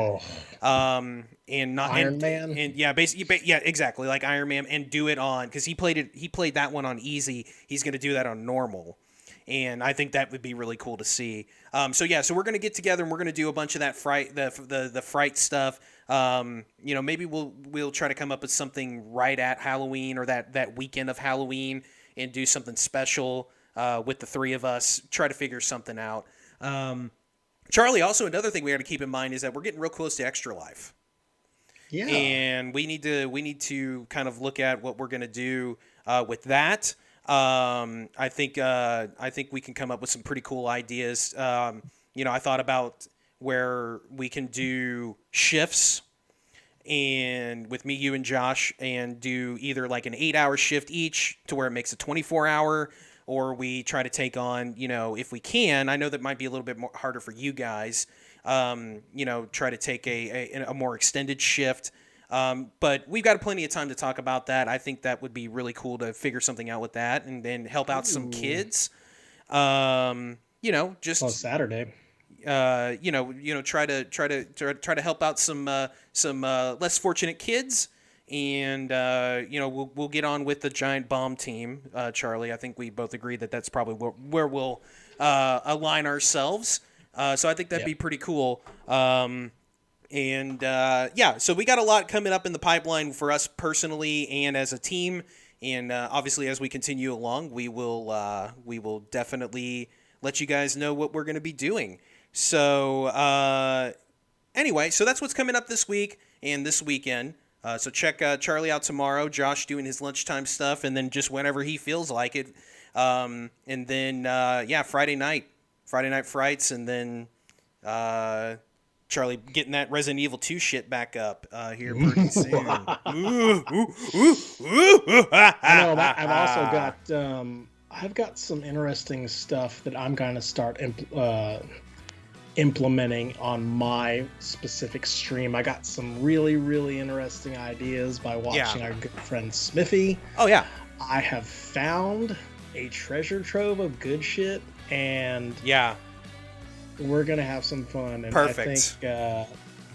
I don't have it coming in the near future, but that Steam Stream Deck is fantastic. Well, excellent. Well, you guys go check that out on twitch.tv/Charizard81. I'm at Team Llama Squad on Twitch, and of course Josh Shizzle 2323. For Charlie Zarsuela, I am Mitchell Barron. We'll see you guys hopefully next Tuesday. Have a great one.